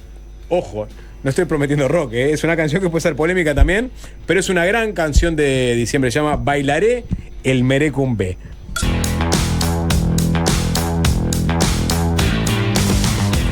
Un remisero que le tocó trabajar el día de la toma de Pando, llevando tupamaros a la mismísima ciudad del asalto. El testimonio en primera persona del agregado militar de la Embajada de Estados Unidos en Uruguay en las horas previas a febrero del 73. Un curioso encuentro con el coronel Alberto Balestrino en calzoncillos. Un periodista que se vuelve fuente para contar cómo fue la infiltración del Partido Comunista en el Partido Socialista. Un desaparecido por el MLN, de quien nada se sabe. Un bailarín uruguayo preso en el Estadio Nacional de Santiago de Chile, un sobreviviente del infame episodio conocido como el de los fusilados de Soca, y así hasta 29. Por ahí van los relatos, los testimonios y los artículos que Leonardo Abercon reunió en su último libro, Pacto de Silencio, un trabajo donde vuelve al pasado reciente, ese momento de la historia uruguaya que paradojalmente Abercon conoce mucho, pero es consciente, y por eso el título, suponemos, de que todavía es mucho lo que queda por saber. El libro va a ser presentado mañana en el Centro Cultural Alfabeta, pero hacemos la previa en la presentación acá, en Fácil Desviarse. Leo, bienvenido, ¿cómo andás? Muchas gracias, bien, muy bien. Hola de nuevo. Ya es desayunos informales esto. Fácil Desviarse siempre fue un programa satélite de desayunos. Hoy siento que realmente lo logramos, rompimos la maquinita. Sí. Igual Sapo y Leo no se cruzan tanto, ¿no? No. Una sola vez y fuera del aire. Fuera del aire, pero ya nos vamos a cruzar. Sí, va a tocar. Bueno, felicitaciones, Leo. Estás en la previa de la presentación, que como decía va a ser mañana 20:30 en el Alfabeta con Álvaro Carballo. Exacto, va a ser una entrevista, no sé si como esta, pero con Álvaro Carballo. Bueno, en bien. vivo, ¿no? Con ese plus de... Esto es en vivo también, pero no, en vivo con la gente. Sí, con el público. Está divino. Es la lindo. mejor forma de presentar un libro para mí, ¿no? No que haya como orador. Perdón que lo diga, porque tenés más libros presentados que. No, fue idea mía. Que Humberto Eco. Así que. Álvaro es un gran entrevistador. Pero un gran entrevistador. Y está bueno esa cosa medio espontánea que se genera. Claro, sí. Si no, es mucho discurso y a veces se hace pesado. Una de previa antes de entrar en este libro en particular, el pasado reciente, o ese lugar que llamamos el pasado reciente, es un lugar que vos has visitado mucho. Si no me equivoco, el primero es Historia Tupamara, donde va sobre algunos de los mitos que discutís en realidad sobre los mitos del MLN, lo que se llamaba la leyenda rosa del MLN. Milicos y Tupas, donde hablas de esa relación en un momento puntual que se conoció como la tregua. Podemos meter relato oculto también ahí como parte de alguna manera, sí. Gabazo sin piedad, Herencia maldita, historias de los años duros, que quizás es el que se parece más a por la forma que tiene de reunir artículos, y Caraguatá, la historia de esa tatucera del MLN y algunas de las historias que se cruzaron ahí. Y le sumaría La Muy Fiel y Reconquistadora. Claro. La Muy Fiel y Reconquistadora, tenés razón. Sí, de alguna manera sí, de los 80. Es la biblioteca Leo Abercon del pasado reciente. Sí, te iba a preguntar vos cómo concebías esa biblioteca y si tenés algún libro que te resulte más, por alguna razón, que puede ser muy arbitraria, más importante. ¿Cuál era la primera parte de la pregunta? ¿Cuál me pareció más importante? Claro, vos como la mirás, entiendo que se fue construyendo de manera aluvional. Vos no tenías en tu cabeza toda esa bibliografía, pero cuando la pensás, mirás lo que escribiste para atrás, cómo la entendés o cómo la organizás en tu cabeza y si hay algún libro más importante. Hay como una línea de conducción entre Historias Tupamaras, Milicos y Tupas y Gabazo sin piedad. Esos tres como que siguen una línea, incluso hasta de tiempo, de alguna manera. O sea, claramente Gabazo sin piedad sigue la línea de Milicos y Tupas. Y después después son libros independientes. Y decir que uno me gusta más que otro es injusto. O sea, en general me gustan. cómo quedaron. Caraguatá, que es el anterior a este, es un libro que me gustó mucho cómo quedó, y también en el que yo me paré en un lugar distinto. Me paré en un lugar, en Historias Tupamaras, es un libro en el cual yo, si bien se basa en testimonios de gente, ex Tupamaros básicamente en ese caso, mi visión está ahí, o sea, mi visión crítica del MLN está. En cambio, en Caraguatá es un libro que mi visión no está en ningún lado, o sea, quien lo lee nunca, o sea, yo nunca digo, ni nunca, o por lo menos es lo que yo traté, y creo que así se logró, me parece a mí. Yo no me meto, yo cuento los hechos que son muy fuertes, que pasan ahí en el Caraguatá. Hay 2 testimonios principalísimos, que son el de Bassini y Ossano. Hay testimonios secundarios, y yo no aparezco.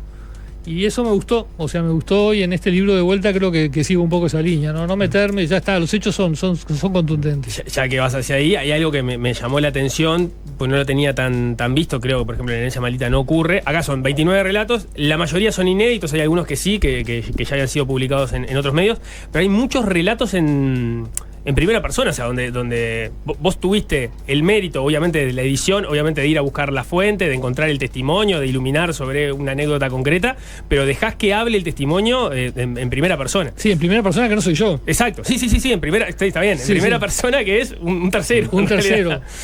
Porque fue una cosa que me pasó, que empezó a pasar desde Milicos y Tupas, que ya es un libro de 2011, así que fíjate la cantidad de años, pero cada vez más, y cada vez empezó a pasar más. Que la gente me empezó a contar cosas o que había padecido en la historia reciente o que había vivido por mail, por cartas, una enorme cantidad. Muchas veces me topé tengo algunas historias que son increíblemente buenas, pero la persona que la cuenta no quiere dar su nombre, y ahí chocas con eso, ¿no? De que bueno, es un testimonio, no hay documentos, hasta qué punto esto puede ser real.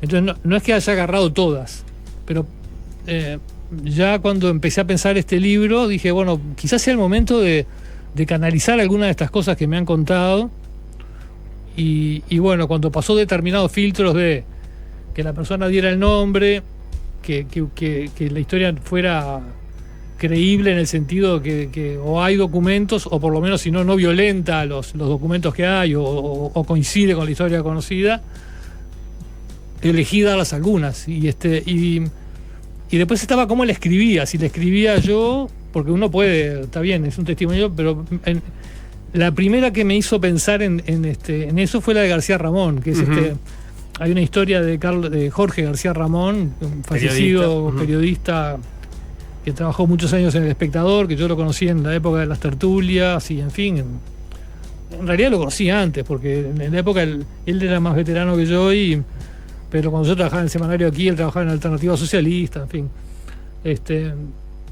Y él me mandó una historia para publicar, y después yo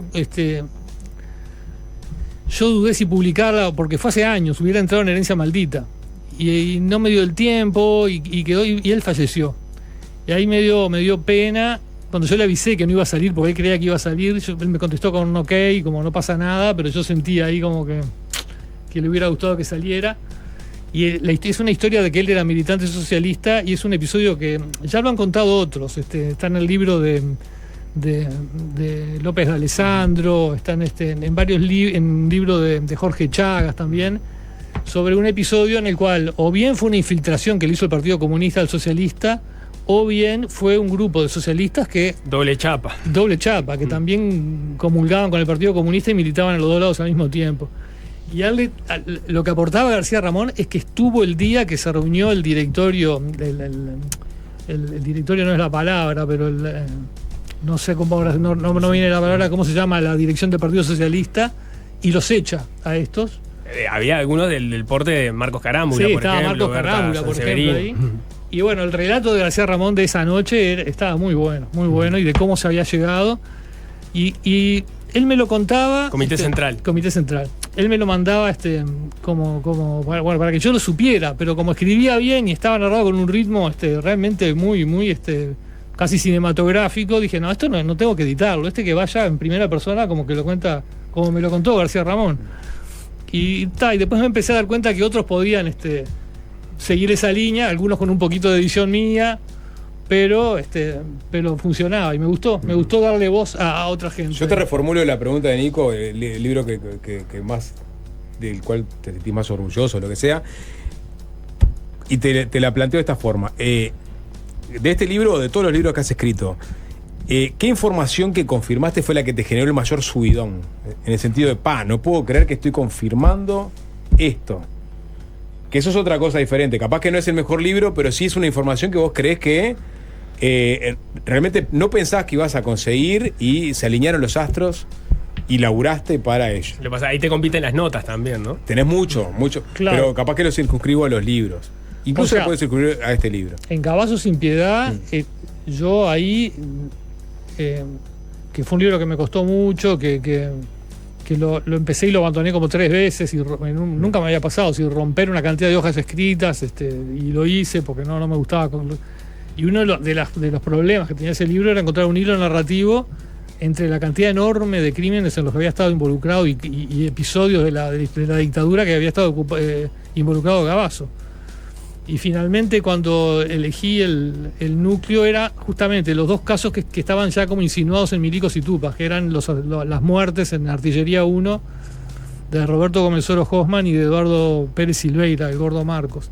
Dije, vamos a hacer en estos 2, ¿no? Y son 2 casos que no están aclarados en la justicia, que está desaparecido los 2. De Pérez Silveira está desaparecido y Gómez Oro apareció el cráneo nomás. Que Manini siempre dice que no es un desaparecido. No, en realidad es un desaparecido. El cráneo lo conservó el forense en su casa y por eso apareció. El cuerpo lo desaparecieron y no apareció. Y a pesar de que no estaba aclarado, yo hacía en ese libro todo indica, para el que lo lee, que los mató Gavazo. Y bueno, cuando fue el Tribunal de Honor, Gavazo lo confiesa. En ambos casos confiesa, si no confiesa haberlos matado, confiesa estar implicado. En el caso de Gómez Oro, haberlo hecho desaparecer él, y en el otro él dice que le tiró lo mismo que me dijo a mí, que le tiró una granada de gas en una habitación cerrada y después se lo llevan al hospital militar y ahí desaparece. O sea, en fin, así que esa fue una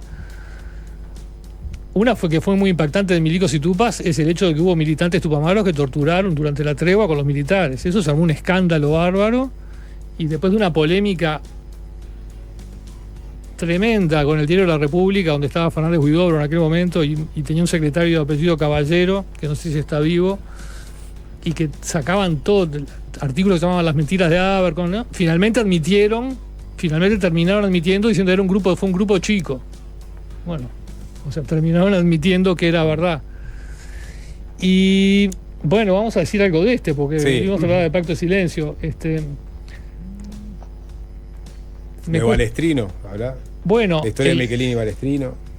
Acá me gustaron varias cosas. Por ejemplo, una de las que está, que es la como más reciente del tiempo, son unas cartas que publiqué y que escribió el coronel Pereira, Óscar Pereira, que eran, a mí me resultaron, una fuente me dijo, hay 2 cartas de Pereira, hay una carta de Pereira en la cual le dice al general Mermot, que era el comandante del ejército, el general Mermot le pide a todos los, perdón, no coronel, general, le pide a todos los generales que firmen en apoyo de, su política de no permitir el revisionismo durante la segunda presidencia de Sanguinetti. Claro, ¿no? Michelini está moviendo para que Sanguinetti accionara para que se armara una comisión que incluyera a militares, también a gente de partidos políticos, para tratar de llegar a la verdad. Exacto, una especie de la que vino en el gobierno siguiente de Jorge Valle, ¿no? Pero a diferencia de lo que pasó en el gobierno Valle, acá quedó trancada en el canal militar. Exacto, quedó trancada en el general, el comandante, el jefe del ejército, el general Mermot, que está vivo y me recibió para el libro, o sea, se mantuvo muy firme en que no.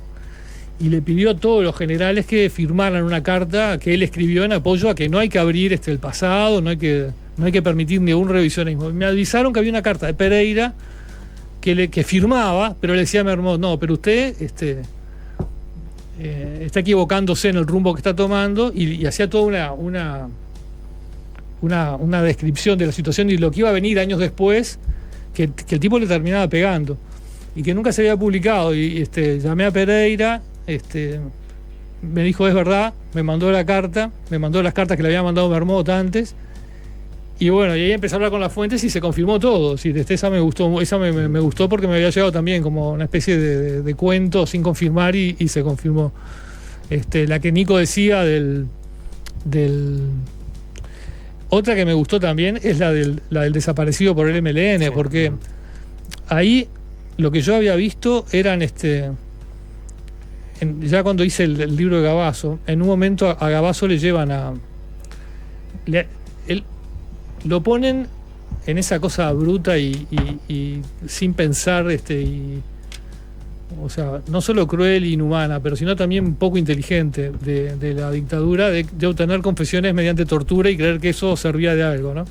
Entonces le llevan a Paso de los Toros, él pide que le vayan llevando a todo lo que son la cúpula del MLN y la gente que está acusada de delitos de sangre, ¿no? Y lo que quiere demostrar ahí, y los interroga y los hace confesar. ¿Y qué les hace confesar? Les hace confesar asesinatos, como el de Pascasio Báez, como el de Roque Arteche, y también le hace confesar encuentros con políticos, porque eran lo que querían tener también para sustentar el golpe de Estado. Cuando se reunieron con Wilson, cuando se reunieron con Sereñi, qué otros políticos se reunieron. Y todos los interrogatorios son iguales. Y esas actas, antes de que las colgaran en internet, a mí me las dio algunas que tenía César Dicandia, ya fallecido, gran periodista. Me donó su archivo de la historia reciente. Y estaban algunas actas que le había dado el inspector Castiglioni, fotocopiadas. Estamos hablando de épocas de...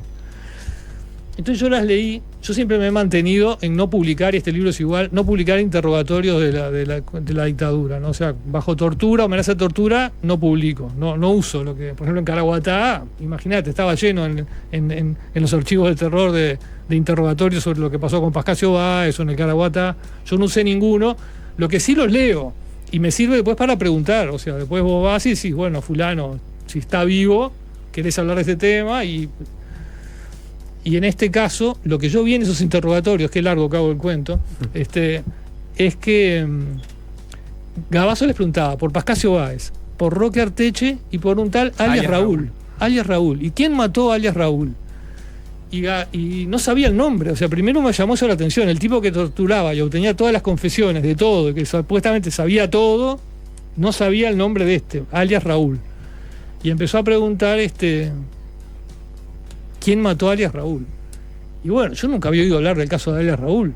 O sea, no, me parecía, rarísimo. También me parecía rarísimo que Gavazo no supiera, pero se repetía en varios interrogatorios que él preguntaba y le confesaban cosas. O sea, me di cuenta que había existido algo. Y empecé, bueno, pero como yo te digo, yo no uso esas confesiones, me parece que no valen, que no sabés si la gente, ante la amenaza de que te torturen, decís cualquier cosa o bajo la tortura, entonces no tiene sentido usarlas. Más allá del reparo ético que también cuenta. Entonces, traté de empezar a averiguar y empecé a llamar gente que había sido interrogada sobre alias Raúl. Bueno, ¿sabés algo? Las primeras personas que entrevisté no me decían mucho, aunque me decían que el caso existía, o sea, tampoco me lo negaban, pero no me decían mucho. Y la sorpresa mayor vino, y ahí, como vos decís, de Eureka, vino en la biblioteca del Palacio Legislativo, porque uno de los que había sido interrogado sobre eso, Wolf, de apellido, es Alberto, el nombre ahora me viene la duda, Alberto es el músico. Mandrake. Alberto Mandrake. Ahora va a venir el nombre, le dicen el Mojarra, alias el Mojarra. Había hecho un libro, ¿no? No vive en Uruguay, vive en Barcelona. Pero antes de mandarle un mail, que había conseguido el mail para mandarle... Rodolfo puede ser. Rodolfo. Voy a leer el librito que hizo, ¿no? Y era un libro que no se conseguía en las librerías, fui a la biblioteca del Palacio donde estaba, y bueno, es un tema tabú del MLN. Yo dije, obviamente Wolf no va a haber escrito nada de esto, pero por una cuestión de agotar todo y ser sistemático, vamos a leer el libro. Y empecé a leer el libro, y claro, al principio no había nada, dije, es obvio, no va a escribir nada de esto. Y de repente llega un cuento donde cuenta todo. O sea, no podía creer, literalmente. Si era todo lo que Gavazo se quemó, trabajó tanto, torturando tanta gente para obtener eso. Estaba todo contado por Wolf en su libro. Le mandé un mail, entrevisté a Wolf, a Rodolfo Wolf, el Mojarra. Me dio más detalles. Y me permitió escribir el relato hasta donde se sabe, hasta lo que pude saber, pero esa en la biblioteca del Palacio fue un gran eureka, cuando dije, mirá, Wolf sí se metió de verdad en el tema, no lo ocultó ni le hizo asco a contar la verdad. Escribió un libro. Hay más detalles a propósito de esta historia, se verán en el artículo, pero básicamente es tal cual, es una persona de la cual no se sabe su destino nombre. al día de hoy, no se sabe su nombre, con lo cual Es un súper desaparecido. Sí, exacto.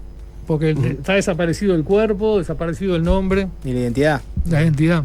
Y pacto de silencio, ¿no? Uno, por lo general, piensa en pacto de silencio y se le viene rápidamente a la cabeza los crímenes que se cometieron durante la dictadura y bueno, ese pacto de no admitir nada, ¿no? Vos en el libro tenés dos casos muy interesantes para hablar de ese tema, ¿no? Dos perfiles bien distintos, ¿no? Dos coroneles, ¿no? Tenés a Ferro y a Agosto, ¿no? Uno, que es una nota que vos vas a Domingo Arena a hablar con él y le haces que te dé un interrogatorio exhaustivo, casi que acorralado, para ver qué puede confesar de las torturas, por ejemplo. Y nada. No se mueve, Nada. sí. En contraposición tenés el otro caso de Agosto, que es el que te admite tortura, ¿no? Ahora viste que está muy, a partir de todo lo que pasó ahora con Orsi, el presidente de la Suprema Corte de Justicia, la salud de los presos de Domingo Arena, ¿no? Metámonos un poquito en ese tema, ¿no? Primera pregunta, ¿no? ¿Cómo fue ir a hacer una nota en Domingo Arena? Contame eso un poquitito. Bueno, fue una nota muy especial porque ya no me acuerdo cómo surgió. La verdad, no me acuerdo exactamente cómo surgió, pero lo que sí me acuerdo fue ir a Domingo Arena. Bueno, hubo que pedir permiso. Y Ferro se presentó. Bueno, habían apartado una salita ahí para. Correcta, pero muy austera, porque la cárcel es austera, como las cárceles en Uruguay. Obviamente es una cárcel que no está sin nada, pero también no es un lugar de lujo, ¿no? ¿Cómo es Domingo Arena? Bueno, la parte que yo vi es que llegás a una especie de predio que parece como una gran cancha de fútbol o algo así, ¿no? Como para jugar al fútbol, mucho pasto y mucho campo, y una casa bastante vieja, una construcción bastante vieja. Y yo pasé a una especie de salita al lado de una cocinilla, todo austero y había un escritorito con dos sillas. Y lo curioso del caso es que Ferro se presentó con otro militar que no estaba preso, es decir, un militar libre fue como testigo de la entrevista, porque Ferro tenía miedo de que después lo acusaran de buchón. Entonces, bueno, ahí tenés ahí tenés el pacto de silencio, es decir, él llevó un testigo. Porque en la interna de ellos, si habla con un periodista, el pecado capital pero sería decir algo. Entonces fue con un colega que podía atestiguar que no dijo nada. O sea, el pacto de silencio es brutal en todo este mundo, para un lado y para el otro, ¿no? Y ahí tenés un ejemplo de alguien que te dice, bueno, se cometieron excesos, hubo apremios. Lo que yo hice no fue tortura. Bueno, pero ¿qué hiciste? Y bueno, no, dejar plantado a alguien. Claro, hasta ahí llega, ¿no? Vamos a contraponerlo con el caso de Agosto, que capaz que es el caso de alguien que te admite las torturas. Y bueno, Agosto es mi principal. O sea, Milicos y Tupas, lo que es un libro en el cual se cuenta la vida de tres personas: Coronel Agosto y dos tupamaros, Armando Miraldi y Carlos Conque, que coinciden luego en la tregua en la Artillería 1. Y bueno, ahí Agosto cuenta, sí, que él no lo llama tortura, él lo llama premiar, pero él dice que usó el tacho, por ejemplo, el submarino, y bueno, para nosotros sí es tortura. O sea, él dice que no, porque él tiene toda otra escala en la cual si no pones en riesgo la vida de la persona, y no es, bueno, es su escala de definiciones, pero bueno, admite, y todo eso fue usado para meterlo preso ahora. O sea, 14 años después del libro, se usó su testimonio en el libro para meterlo preso, y yo lo que dije en un artículo que decidí incluirlo en el libro, es el que cierra el libro, es que para mí es una señal de que, bueno, muy difícil que alguien hable con este ejemplo, digamos, ¿no? Él habló, sinceró en su libro, lo usaron para meterlo preso, difícil que alguien hable ahora, ¿no? Perdón, porque de alguna forma, no sé si fue azaroso o no, pero vos abrís con Rosenkopf y cerrás con Ferro, y en los dos casos vos tenés gente que no quiere admitir lo que hizo. El caso de Rosenkopf, al punto que se violenta. Se molesta, ahora sí, no se enoje, sí, porque no quieren reconocer, hablan elípticamente sobre lo que hicieron, encuentran justificaciones, algunas válidas, pero ninguno quiere hacerse cargo de lo que realmente hizo. Sí, o sea, Rosenkopf dice una frase que me parece que está en el libro, ¿no? Yo incluí esa entrevista en el libro, muy reveladora, que es: lo que tuve que decir ya lo dije en su momento. Entonces vos te preguntás, bueno, ¿dónde? ¿No? ¿Dónde? ¿Ante quiénes? Y se me ocurren solo dos opciones. Ante sus compañeros, es decir, en la interna más cerrada, donde después no es a la opinión Eso no pública, trascendió. claro, o con los militares, o sea, o en esos interrogatorios, porque Rosenkopf fue otro de los que Gavazo llevó a Paso de los Toros, obviamente, o sea, todo lo que eran dirigentes importantes, o personas señaladas por delitos de sangre pasaron por ese episodio de ir a Paso de los Toros a ser interrogados por Gavazo. Y esos interrogatorios de Rosenkopf están ahí, es decir, yo no los uso, pero están ahí. Y bueno, entonces esa frase, yo ya dije lo que tenía que decir, en donde era, para mí es embromada, porque, o sea, son cosas importantes que le pasaron a Uruguay que en realidad hay que hablarlas, digamos, ¿no? Y bueno, no cerrarte ya las dije, dentro del pacto de silencio, porque ambas posibilidades entran dentro de esto, no se usa, ¿no? Rosenkopf, que es una figura que me imagino que para vos es importante en la medida, y corregime si es errado, te empuja también a salir a tirarte en este periodo que estás estudiando, ¿no? O sea, Historias Tupamaras es, entre otras cosas, un libro que sale a contestar algunos de los mitos del MLN que habían sido construidos sobre todo a partir de los libros de Rosenkopf y Fernández Huidobro. Y sí, la historia oficial para mí tiene tres pilares, los libros de Fernández Huidobro y de Rosenkopf, y la oralidad de Mujica. Ahí está sustentada. Hay otros libros, pero está. ¿Pero decís Memoria del Calabozo o otros? Porque Memoria del Calabozo es los años de los rehenes. Sí, Mujica no aparece. Otros libros de ellos. Sí, por ejemplo, la biografía de Rosenkopf por de Campodónico, creo que es ahí. Es decir, él hace la historia oficial ahí, ¿no? Y mira, te llevo un poquitito porque me parece interesante esto, ¿no? Hablamos del pacto de silencio. Vos tenés entrevista larga con Ferro, ¿no? Y además de conocer la persona y lo que hizo, también te metes mucho con su mentalidad, ¿no? Y en un momento te dice, la guerra sigue. La guerra sigue. Ese concepto de la Guerra Fría, la guerra, ¿no?, entre la dictadura, la guerrilla, los militares, los tupas, etcétera, muchos están todavía en esa lógica. Él en un momento te dice, ya no es militar, es psicosocial. Vos has hablado con muchos de los protagonistas de esa época, ¿no? ¿Cuántos pensás que hoy en día siguen en esa lógica de que siguen peleando una guerra, pero ahora ya no es más militar, es psicosocial, es una guerra discursiva, es de la hegemonía cultural? ¿Pensás que muchos de los protagonistas de aquella época hoy en día siguen en esa lógica? Sí, yo creo que sí, la mayoría, ¿no? La mayoría siguen en esa lógica. Yo creo que sí. Por eso es que no hablan también, ¿no? Y esa guerra psicosocial, ¿cómo es? Porque es interesante meterse por ese lado, ¿no? Y bueno, es una guerra psicosocial en la cual ellos ven que el enemigo, la izquierda, domina estamentos de la sociedad, entre ellos la justicia, la fiscalía, el periodismo también. Y bueno, entonces hay que resistirlos de diversas maneras. Y del otro lado, ¿cómo pensás que está la guerra psicosocial? Si agarramos, por ejemplo, a los que estuvieron capaz en la guerrilla, hoy en día ya están en el sistema político de forma más legítima. Ahí es más diverso. Porque, por ejemplo, en el libro Caraguatá, yo estuve muchas horas, hablando con Bassini, que era un fundador del MLN y que es el que mató a Pascasio Báez, o sea, es responsable de uno de los crímenes más importantes de la historia del país. Y él no tuvo problema en hablar, o sea, sí, bueno, como cualquier entrevista a este tipo importante, hay unas conversaciones previas, en fin, pero, o sea, tuvo el coraje de hablar. Para mí, yo siempre se lo reconozco, lo mismo corre para Osano, en fin, me parece que del lado de la guerrilla hay gente que ha hablado,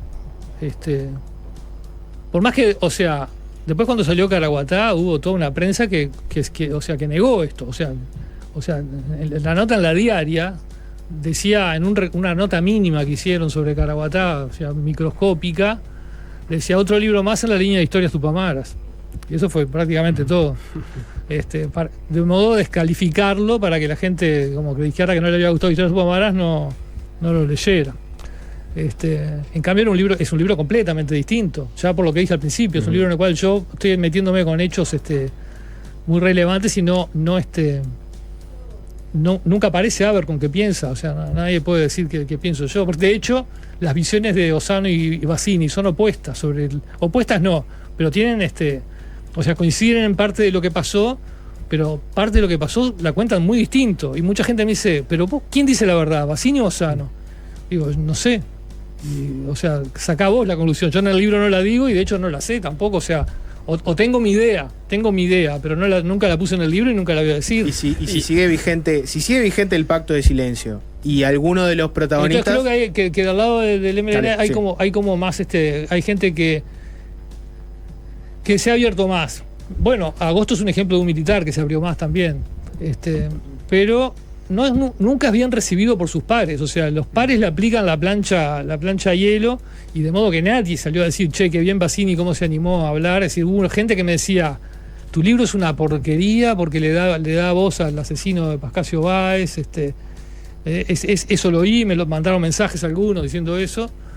Y otra gente, o sea, mandaron el mensaje de no lo lean, o sea, La Diaria, no lo lean. Es otro libro de Abercrombie con Historia de Tupamaros. No, lo que te iba a preguntar es si sigue vigente el pacto de silencio y alguno de los protagonistas están enfrascados en una guerra donde dicen, bueno, ojo con lo que decís, ojo cómo te moves.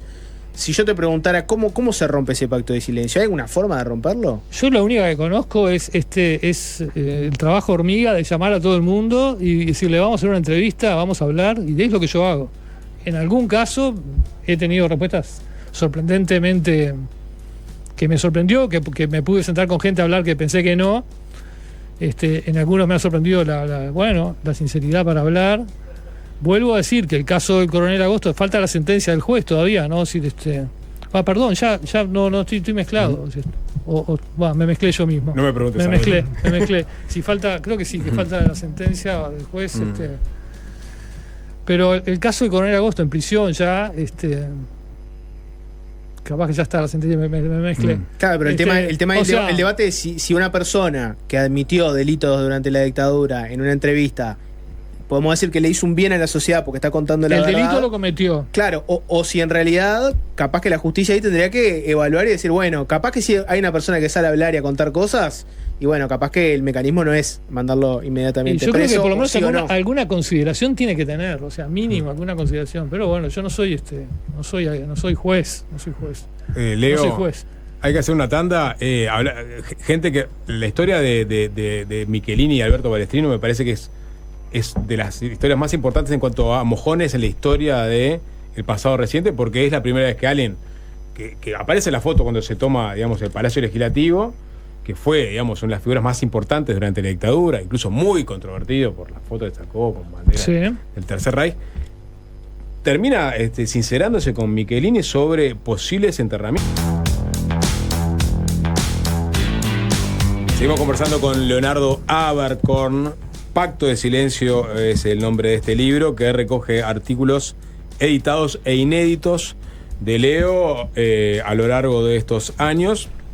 Digamos, podemos encuadrarlo dentro de lo que se conoce comúnmente como la historia reciente, aunque hay alguna historia que se remonta un poquito más atrás de ese periodo de tiempo. Yo personalmente tenía, a mí, de lo que pude leer, porque obviamente me estoy haciendo el libro en estos días, la historia de el trabajo que hizo Michelini ahí mediados de la década del 90 para tratar de dar con los cuerpos de los desaparecidos, y el encuentro en particular que tiene con el general Alberto Balestrino, me fue totalmente novedosa. Sobre todo sabiendo quién era Balestrino, que fueron los hombres realmente duros de la dictadura, que tuviera... Digo, es verdad que Michelini también vos lo contás, lo ablanda bastante cuando dice, usted fue el que dispersó el funeral de mi padre, el entierro de mi padre. Pero como él, a partir de, yo creo que podemos marcar que a partir de ese encuentro entre Michelini y Balestrino, se abre una nueva etapa en la historia del país en cuanto a la búsqueda de desaparecidos. Yo creo que sí, esa fue una historia que me gustó hacer, que me llegó empecé para tirar la piola de esa versión que me llegó, que estaba esa carta del general Pereira, y que tuve suerte, pues yo le escribí a Pereira y me mandó la carta, de Mermot también, y después yo me demoré en hacer este libro, porque yo estaba haciendo este libro y después cuando Bassini me recibe, yo me doy cuenta que la historia del Caraguatá es una historia de un libro solo. Entonces, y después todavía cuando Sano también me habla, entonces suspendí todas las historias que tenía para este libro para hacer Caraguatá. Entonces, Pereira me mandó las cartas hace varios años. Y ahora cuando empecé a apretar el acelerador dije, bueno, vamos a terminar este libro que está hace años sin terminar. Le volví a escribir a Pereira y no me contestó. Yo nunca tuve el teléfono del general Pereira, pero siempre me contestaba los mails. A lo largo de los años, 3 o 4 veces por distintos temas le mandé un mail y siempre me contestaba rápido.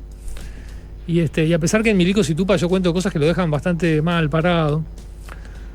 Porque él fue una persona que fue muy... Bueno, él andaba con Balestrino en esos coqueteos nazis. En esa foto famosa que está Balestrino con la bandera nazi, está Pereira también. Claro, en el año 79 está Pereira, sí. Está Pereira también. Bueno, a pesar de eso, me contestaba, me mandó las cartas, y después que tuve las cartas y vi que era verdad, y las cartas me parecieron de una lucidez tremenda. O sea, lo que él le dice a Mermot es todo lo que va a pasar y pasó. O sea, le dice, la coyuntura va a cambiar. Y esta situación congelada que usted, y bueno, él le habla a Mermot, pero Sanguinetti está en la misma, esta situación congelada va a explotar, o sea, y vamos a estar peor parados. Y eso todo ocurrió. Sí. Lo que hice después fue hacer el recorrido, hablar con Michelini, hablar con Mermot, que me recibió también, hablar con Elías Blut, que fue el primero con el cual Michelini empezó a tirar de esa piola, y hablar con Sanguinetti también, o sea, y creo que quedó una historia de un momento que no es muy conocido, y que para mí es revelador, sí, es un momento que cambió la dinámica y todo lo que se decía, o sea, la comisión que quería fundar Michelini y que Elías Blut en principio también lo secundaba y también estaba dispuesto a hacerla y trató, ahí habló con Sanguinetti, se terminó haciendo en el gobierno siguiente. Y fue positivo para el Uruguay, más allá de que hay gente que le da con un caño porque los datos no fueron 100% fidedignos o están controvertidos. Yo creo que fue un cambio importante. O sea, es entender que es una construcción lenta, ¿no? Exactamente. Que primero viene una negativa absoluta, después vienen estos primeros intentos que parece que van a salir que no. Exacto. Y después viene la Comisión para la Paz y después viene, digamos, el gobierno Frente Amplio que toma otra interpretación. O sea, la comisión se creó al gobierno siguiente, la búsqueda concreta esa presión empezó al otro gobierno, el de Tabaré Vázquez, y pasó todo lo que Pereira le dice, que el que lea el libro y va a ver la carta, todo lo que Pereira le dice a Mermot que va a pasar, pasó. Me parece que sí, me gustó hacer esa historia, y también me gustaba porque es una crítica que yo no la llevo, pero te la hacen, y decir, bueno, vos entrás todos los milicos en los tupas, no sé qué, hay otros factores. Bueno, acá tenemos cómo los políticos jugaron también, porque ahí Sanguinetti jugó un rol muy importante en la negativa, digamos, ¿no? En decir, bueno, no, acá, esta puerta no hay que abrirla, no es el momento de abrirla, y bueno, Sanguinetti va a ser juzgado por eso y por muchas otras cosas más, pero es parte de lo que fue su visión de cómo tratar estos temas, ¿no? Claro, esta historia, digamos, termina con un mandato de la justicia de ingresar al batallón 14. Exacto, sí. ¿No? Que termina siendo evaluado negativamente por el gobierno Sanguinetti. Exacto, exactamente. En el libro aparecen historias muy laterales, las mencionábamos, digamos, como pequeñas historias. Mencionábamos un bailarín que termina preso, no tenía nada que ver con nada, estaba en Chile becado, después había empezado a trabajar y a bailar en Chile y termina preso en el Estadio Nacional de Chile mucho tiempo. Pero a mí una que me gustó mucho, me pareció muy interesante, es un relato del agregado militar de la Embajada de Estados Unidos en Uruguay, que está en años clave, está entre el 73 y el 76. En el 73 acababa de llegar y el chofer le da la lista más o menos de quiénes podían estar atrás de esos rumores de golpe que había enero del 73, o sea, de cara a febrero, y empieza una peregrinación a ver si iba a haber golpe o no iba a haber golpe. Ahí es donde se cruza con Balestrino en calzoncillo, porque él estaba cerca de la casa. ¿Cómo llegaste a esa fuente? ¿Con qué impresión te quedaste? Primero hay una cosa que me gusta del libro, por lo menos a mí, es que tiene cierta lectura horizontal. Por ejemplo, Balestrino, tendría que tener un índice onomástico, pero Balestrino aparece en la historia de Michelini, es decir, ya viejo, facilitando de alguna manera abrir un poco la puerta del tema de derechos humanos, desaparecidos. y aparece joven dando el golpe Claro, en la carta, o sea, Tejiendo el golpe. tejiendo el golpe, ¿no? O sea, hay varios personajes que aparecen así en distintos lugares del libro. Eso fue realmente un golpe de suerte. Yo, para hacer el libro de Gabazo sin piedad, conseguí el legajo de Gabazo. Y en el legajo figuraba un momento en que este hombre que se llama Garibay, de apellido Raúl Garibay, o Garibay, no sé cómo se pronuncia, que vive en el estado de Texas, creo que está vivo todavía, visita el Uruguay como militar, como coronel del ejército de Estados Unidos, y el ejército le pone a Gabazo como oficial, que lo recibe acá y lo tiene 3 días, es su contacto en el Uruguay mientras está 3 días de visita, ¿no? O al llegar, cuando viene como agregado, en fin. Yo lo llamé al tipo a preguntarle a ver qué se acordaba de Gabazo en esos. O sea, lo empecé a buscar. Es difícil ubicar a un tipo en Estados Unidos. Había varios, Raúl Garibay o sí, pero finalmente llamo un teléfono en el estado de Texas y me atiende este hombre. Estaba en una guía, lo llamo y me atiende. Y se muestra como un tipo muy locuaz. Me dice, Montevideo, qué divino, qué recuerdos, la Rambla, ¿no? En fin, sí, yo pasé su país, es hermoso, siempre quise volver, no sé qué, todas esas cosas. Y bueno, no se acordaba nada de Gabazo, si para el libro de Gabazo no sirvió para nada, no lo recordaba para nada. No se acordaba de haber venido antes, ni siquiera eso. Después me quedó la duda si era verdad que había venido, porque él decía que él llegó por primera vez cuando vino como agregado, que no había venido de visita. Pero y ahí, en esa primera charla, me habla de que estaban dando un golpe de estado en Uruguay y a nadie le importaba nada, que era verano, estaba todo el mundo en la playa, el golpe de febrero, ¿no? Ya ahí me desliza eso. Así que tiempo después le escribí un mail y después de terminar el libro Gabazo, todo, porque para eso no me sirvió, le mandé un mail de cómo estaba y todo, y si me quería contar sus impresiones de Uruguay. Y me contestó con un mail larguísimo, muy detallado, de todo eso, que la Rambla y el aeropuerto, todo.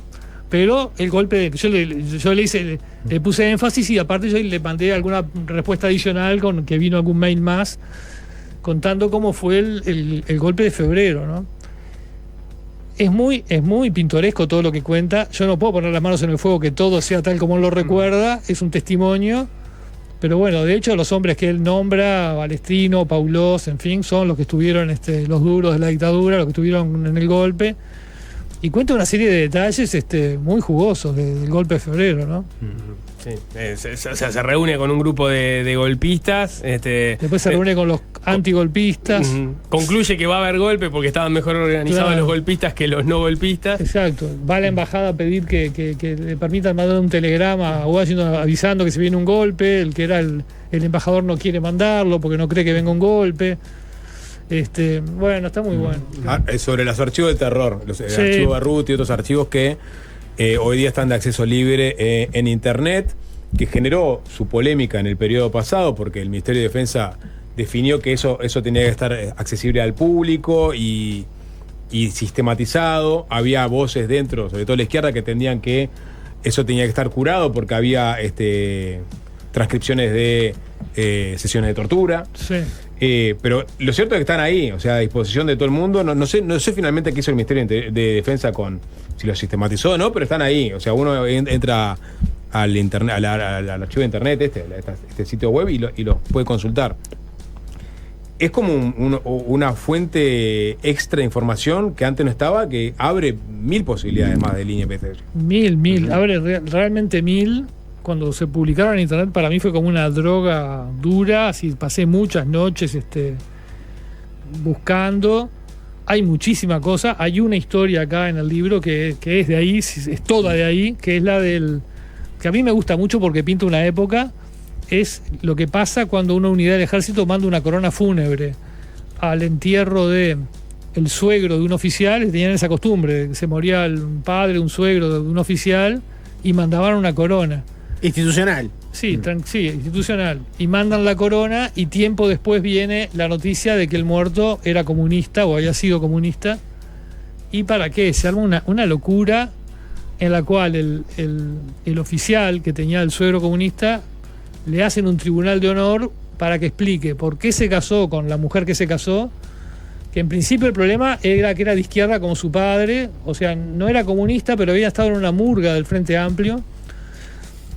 Y a su vez, ¿por qué, si tenía un suegro comunista, no advirtió al ejército que su suegro era comunista? Tenía inclinaciones marxistas. Inclinaciones marxistas. Yo ahí me tomo un poco me permitió unos toques de humor de usar todos los sinónimos que la dictadura usaba, ¿no?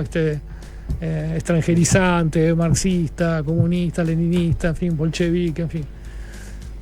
Bueno, se arma un tribunal de honor y que después termina ya escalando el tema de que la mujer no solo había cantado en la murga del Frente Amplio, sino que había reportes de que salía con otros, de que había tenido relaciones antes de su casamiento con otros hombres y que era moralmente no era apta para ser la esposa de un oficial del ejército. Un delirio. Es un sainete. No, es un sainete en la cual, pero se arma un tribunal de honor que lo dirigen 3 coroneles, que echa a este hombre del ejército, lo echan porque acusado del delito de haberse casado con esa mujer y de no haber advertido con suficiente énfasis que su suegro era comunista. Cuando el suegro era un tipo que una vez, mucho antes de la dictadura, se había afiliado y no había hecho más nada. O sea, no era... Sí, no estaba en el Politburó. No, era para tapar la cagada de la corona. Claro, y después lo que está en lo que yo encontré en los archivos del terror no es este tribunal de honor, sino que es la apelación. El tribunal de honor se hace un segundo tribunal de honor, porque este oficial apela. Y bueno, leer las actas son muchas páginas, es larguísimo, yo lo resumí obviamente, pero es meterte en lo siniestro de la época, porque si ese fue el trato que se le dio a un tipo que era un oficial del ejército y que era intachable, o sea, no había hecho nada malo, realmente no había hecho nada, y se le dio ese trato que vos ves, y los interrogatorios a los otros oficiales que tienen que declarar en el tribunal de honor. Y vos ves las preguntas que le hacen. ¿Usted fue a la casa y no notó que hubiera algo que denotara que la familia era izquierdista? ¿O usted no advirtió que esa mujer, usted la había visto en un bar y estaba con otros hombres? O sea, empezás a leerlo y no podés creer. Y creo que pinta una época, ¿no? Creo que pinta una época oscura, muy oscura, porque la dictadura, o sea, los peores crímenes de la dictadura los conocemos o sabemos de ellos y los rechazamos. Pero fue mucho más que eso. Fue una época oscura en general, para todo, para la sociedad. Y creo que ese episodio que está en los archivos ahí, de eso, qué es lo que pasa cuando se descubre que mandaron una corona al entierro de un comunista, pinta una época. A mí me gustó. Y está ahí como hay millones de otras historias ahí. O sea, yo en esa polémica no tengo duda que los archivos tienen que estar libres. Yo no usé nunca los interrogatorios y yo no he visto, algunos se han publicado, ¿no? María Urruzola publicó en el libro Fernández Huidobro, publicó el de Fernández Huidobro, creo. Un diario semanario que salió muy poco tiempo, que ya no me acuerdo cómo se llamaba, salió el de Rosenkopf, por ejemplo. O sea, han salido pocas veces. Cuando salió el de Urruzola, cuando Urruzola puso en el libro, enfrentó críticas por eso, fue criticada, ella dijo, bueno, es parte de la realidad, está ahí, yo no estoy inventando nada, existe, es discutible. Yo he optado siempre por no usarlos, pero me parecería un crimen que por eso no estuviera para consultar todo lo otro que hay, porque hay mucho material que ilumina una época, que te muestra cómo fue la dictadura, 1000 cosas que pasaron. ¿Qué le interesaba a la dictadura? Porque los recortes de prensa, porque también es un archivo de prensa, ¿no? Exacto, hay millones de recortes de prensa. Sí. Los informes. Uno que quise hacer y no lo pude hacer porque no encontré a la persona y siempre digo, este es el último libro del pasado reciente, pero donde encuentre a esta persona, lo voy a escribir. Lo contaba en el corte, un diplomático uruguayo que en Londres coincide con el general Queirolo, que está como agregado militar o algo. Y se hacen amigos, o sea, comparten. Y tipo va a cenar a la casa de Queirolo, a veces las mujeres se hacen amigas. No íntimos, sino que, bueno, son compañeros de trabajo y comparten algunas cosas. Cuando vuelve al destino acá la Cancillería de Uruguay y Queirolo es comandante del ejército, en fin. Hay un momento que en Uruguay se importa por primera vez autos coreanos, que la marca era Pony, que fue todo un acontecimiento, que llegaran autos de Oriente, en fin, y se hacía el chiste de que, el rumor era, que no sé si es verdad, que los importaba Queirolo, que era Queirolo que los había importado, general Queirolo, y se hace el chiste era que a Queirolo le decían Hernandarias porque trajo el Pony a Uruguay, ¿no? No me parece un chiste muy logrado, porque en realidad Hernandarias trajo vacas, pero bueno, era el chiste que se hacía. Y la cuestión que este hombre, el diplomático lo cuenta ese chiste en la Cancillería, y alguien va y buchonea arriba Y entonces he citado un interrogatorio en el ESMACO. Y los interrogatorios que están a este hombre por hacer ese chiste también son desopilantes. Es decir, lo que me pasó fue que no la puse porque no lo encontré y me gustaba hablar con él. Claro. Pero vive en otro país. No pierdo la esperanza de encontrarlo. Pero está lleno de cosas que son porque de vuelta, por contar un chiste, te ibas al ESMACO y tenías problemas. O sea, era una época oscura. Hablar de desconfianza también, porque Exacto. vos podías saber que había alguien que te podía llegar a buchonear. Bueno, ahí de lo que, claro, exactamente. Leo, una última, sí, por fuera del libro, porque hablamos mucho de los temas del libro, los temas que vos tratás del pasado reciente, pero en realidad estás muy metido en la actualidad, ¿no? Con varios programas, Desayunos es uno que mencionamos, podemos hablar del Séptimo Día, el informativo también. A veces se idealiza un poquitito, ¿no? La generación política esta, a veces al revés se la critica. Vos, jodiendo un poquitito, hablábamos del golpe de febrero, la idea de que estaban en la playa, que no se preocuparon mucho. ¿Cómo ves a la clase política uruguaya hoy si la comparamos con la de esta época? Me refiero a la de los 60, no después en la dictadura, obvio. Seguramente esa pregunta no te la meta Álvaro Carballo mañana. No. Con Valmeli siempre tenés que estar preparado para preguntas difíciles, pero o sea, una primera respuesta es vos escuchabas lo que eran las sesiones, yo no escuchaba las de los años 60 antes del golpe, yo era un niño o no había nacido. Pero sí escuchaba la del 85, la primera legislatura. Tenía un nivel, un vuelo que hoy no está en el Parlamento. Eso me parece que es evidente. O sea, había gente que era hablando y escribiendo, estaban mucho más arriba, de una cultura general mucho más grande.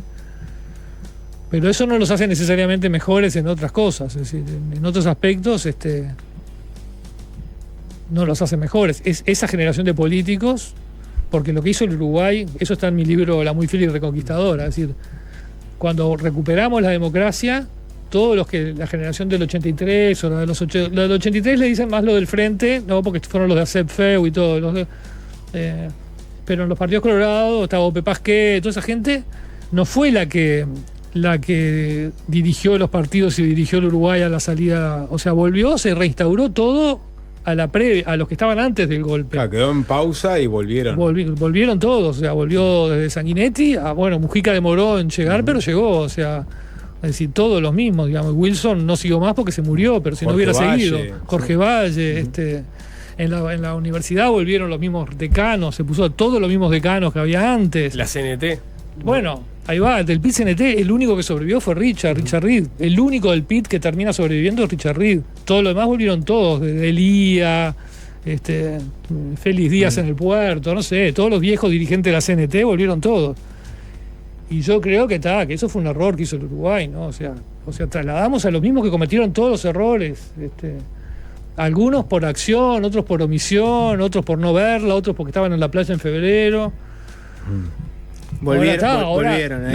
Lo que decía Sanguinetti lo tenía en la entrevista a Voces, donde habla de que se agarró, le pegó a Erro más de 20 una vez. veces. Agarró 20 veces y 3 veces con Erro. Sí. Es decir, que de alguna forma matiza, digamos, no discursivamente, pero sí en las formas, cómo se manejan los parlamentarios o los políticos. En aquella época. Pero Sanguinetti habla de un cambio de época en cuanto a que se perdió el honor, ¿no? Y que hoy día a través de las redes la gente se dice cualquier cosa. Y creo que tiene razón. Incluye a los políticos. Pero por otro lado, reivindicar el valor del honor es raro también. O sea, es un cambio de época también. Es un cambio de época. Quizás vivamos en una época mucho menos hipócrita en ese tipo de cosas, ¿no? O sea, seguramente.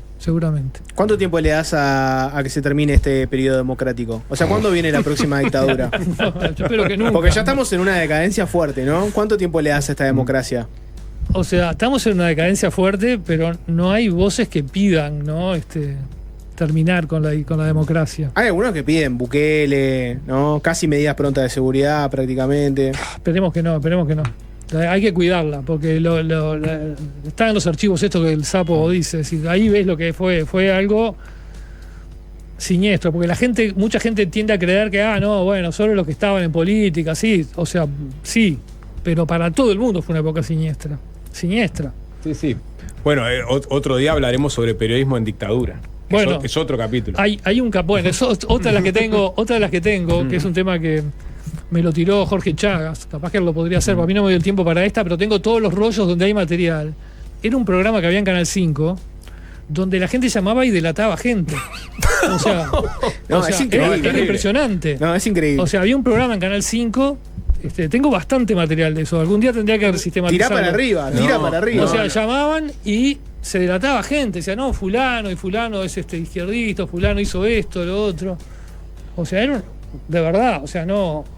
Hay que inculcar eso a la gente que no vivió en dictadura, que no se puede. Por más defectos que tenga la democracia, que evidentemente los tiene, y a veces te hacen perder la paciencia. O sea, con Nico en las mañanas, a veces Nico me mira con horror porque yo pierdo la paciencia y digo alguna bestialidad de los políticos, y yo veo la cara de Nico y dice, no, cuidemos esto.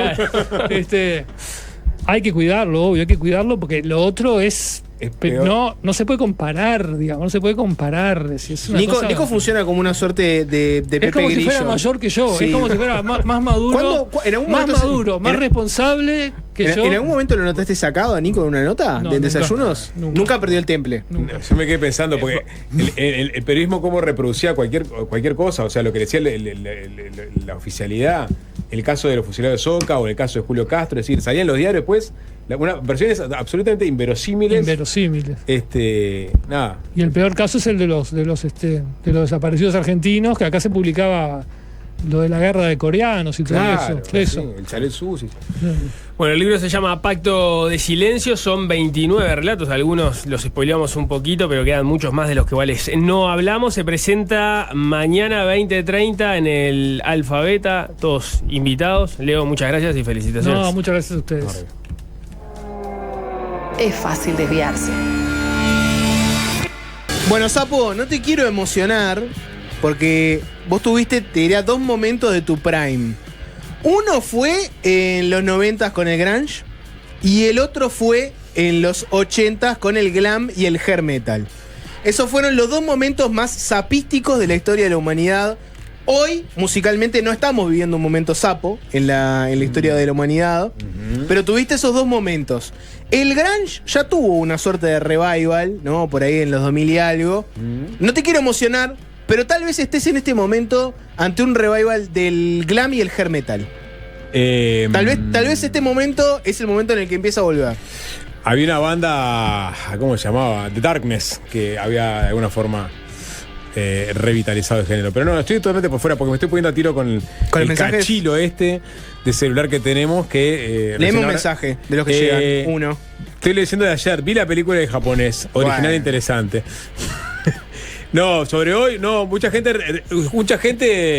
rememorando cómo vivieron la dictadura. Gente ya mayor, gente de Rivera o otros lugares del interior que dicen, no, yo la viví. Acá zambamos durante toda la dictadura. Y había dictadura de los lados, Brasil y Uruguay. En los 90 recién me enteré lo que era lo que fue el golpe cuando vine a Montevideo. O sea, te llegaron mensajes de Rivera relativizando la dictadura, una cosa así. Siento que eso no la sufrieron tanto. Bueno. Como el hair metal, ¿viste?